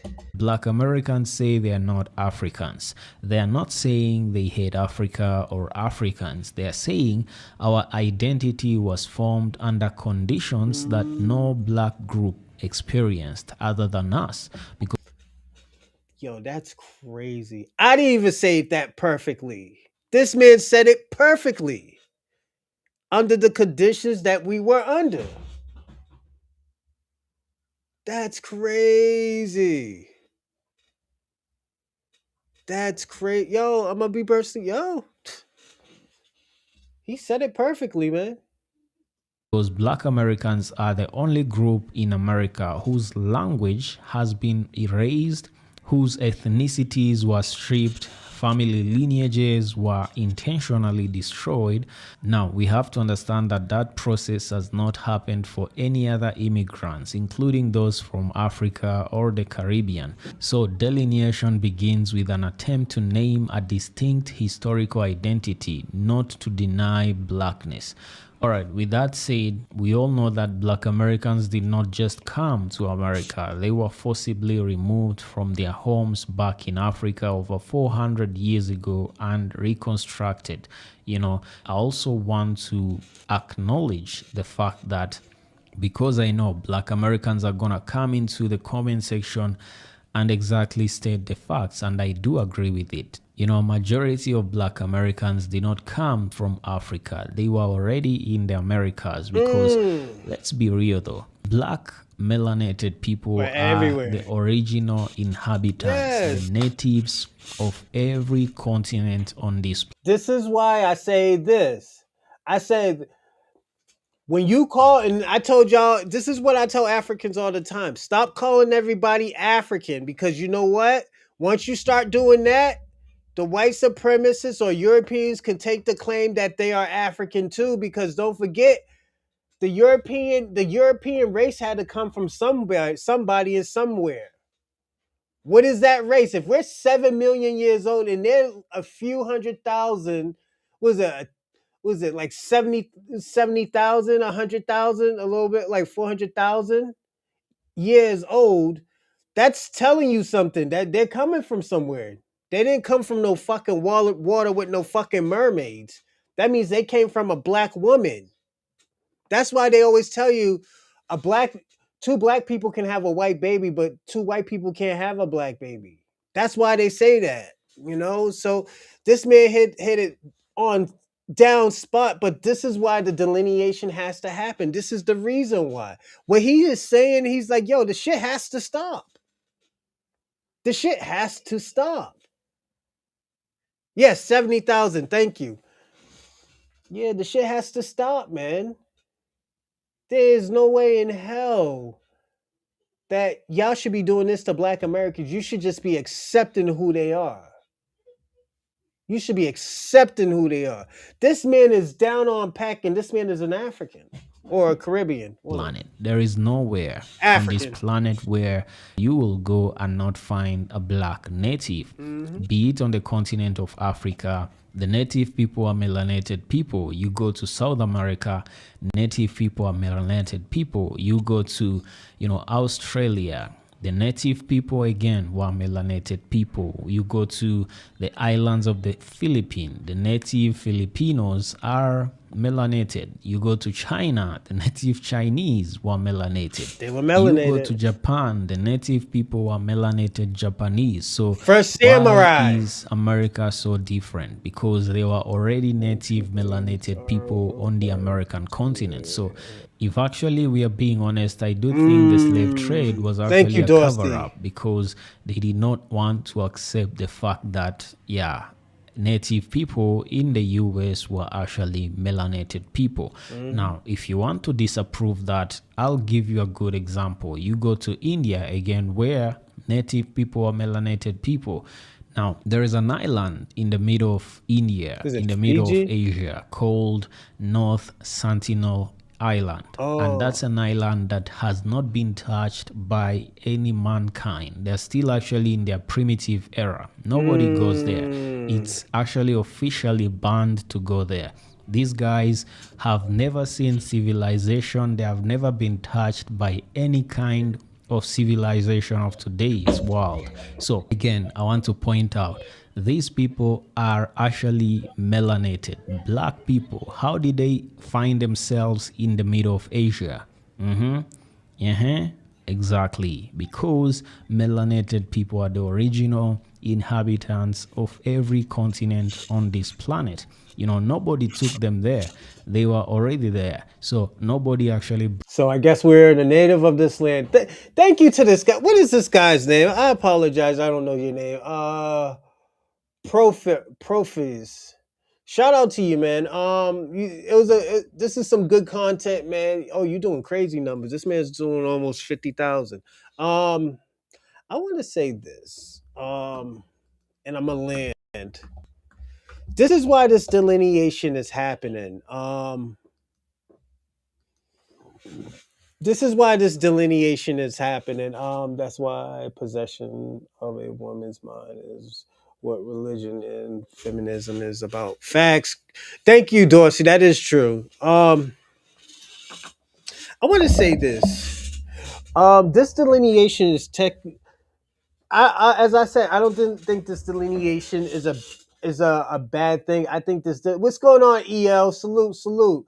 I find it funny that none of these same immigrants ever call Jesse Jackson a leader for African Americans. Yeah. Facts. I gotta agree with you there. I'm gonna say this and I'm gonna land.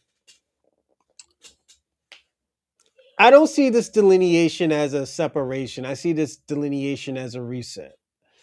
The reason why I see it as a reset, I think it will help it will help the immigrant population get shit together. If they can't get shit together, maybe they deserve to get their shit taken away. It's coming to that point. Keep those foreigners deport the Shabakas and the facts. Shout out to Ray Ray. But yeah, it's coming to a point where like niggas is tired of that. You know, we can't keep on doing the same thing where shit is getting more fucked up for us. You know, and we're doing good right now. We're doing good for right now, but at the end of the day, we got to stop the fuckery. The fuckery that's going on right now with these immigrants and even some of these black Americans, it has to stop. You know, and I'm gonna say this. Pan-Africanism is more of a cult than FBA. Pan-Africanism is a socialist group, you know. So yeah, I can say that. You know, we'll dig deep more into it. I'm debating should I do a different show. I'm thinking about doing the Devil's Bull Punch tomorrow. So definitely, I'll do a poll tonight. See what y'all want to do in the morning. Because once I come home in the morning, I'm gonna work out. I'm gonna jump into podcasting mode, and we're gonna get busy. We might even do it a little bit earlier, like as 8:45. You know, so again, I want to thank everybody. I'm gonna start giving my shout outs right now. Also too, if you want to donate, I need y'all to donate to the GoFundMe right here. It's for my short film, Brother Morningstar, Sir Adam's Great Betrayal. So yeah, it's a chapter 1 of my short film. So definitely hit that link, donate as much as you can. It doesn't have to be a lot, you know. I'm not trying to Dr. Umar you with like, yeah, give like $50 to $100. No, ones and fives and tens. Those is good, bro. You know, so you don't have to give so much, you know, especially if y'all don't have it. A few dollars, was it $1 or $2 will be good. $5 will be good. It's whatever you can donate, man. Definitely. It'll build up. It'll build up little by little, but yeah, definitely try to donate. But I want to give my shout outs. Let me see.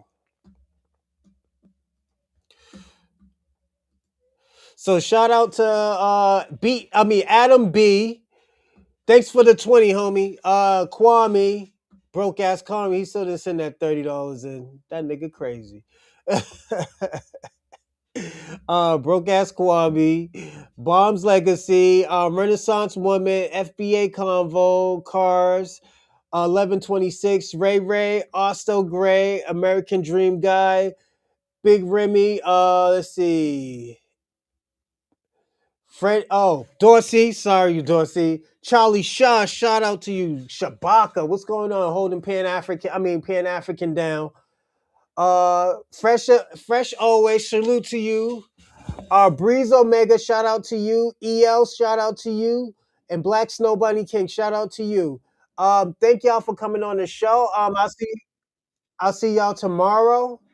Early, rise and shine early, and we'll get back to business. All right. I just gotta go take care of my kids. So y'all take care, and I'll see y'all tomorrow. And if y'all need anything, hold on. Oh yeah. Tell that's Miss Ramirez. Tell Miss Ramirez, thank you. Salute. But yeah, everybody, I'll send it again. And also, you can look in the description. The links are there. So definitely, yeah. But y'all take care. I'm from Mississippi, but haven't visit the Devil's Punch Bowl. I don't think I can do it. Oh, okay. Hey, what's going on, Miss Ramirez? Salute. Oh, thank you, dear. I appreciate it. Everybody, y'all take care, and I'll see y'all tomorrow. I gotta go get some pizza for my kids, and yeah, they want Domino's and McDonald's. So I'll see y'all tomorrow.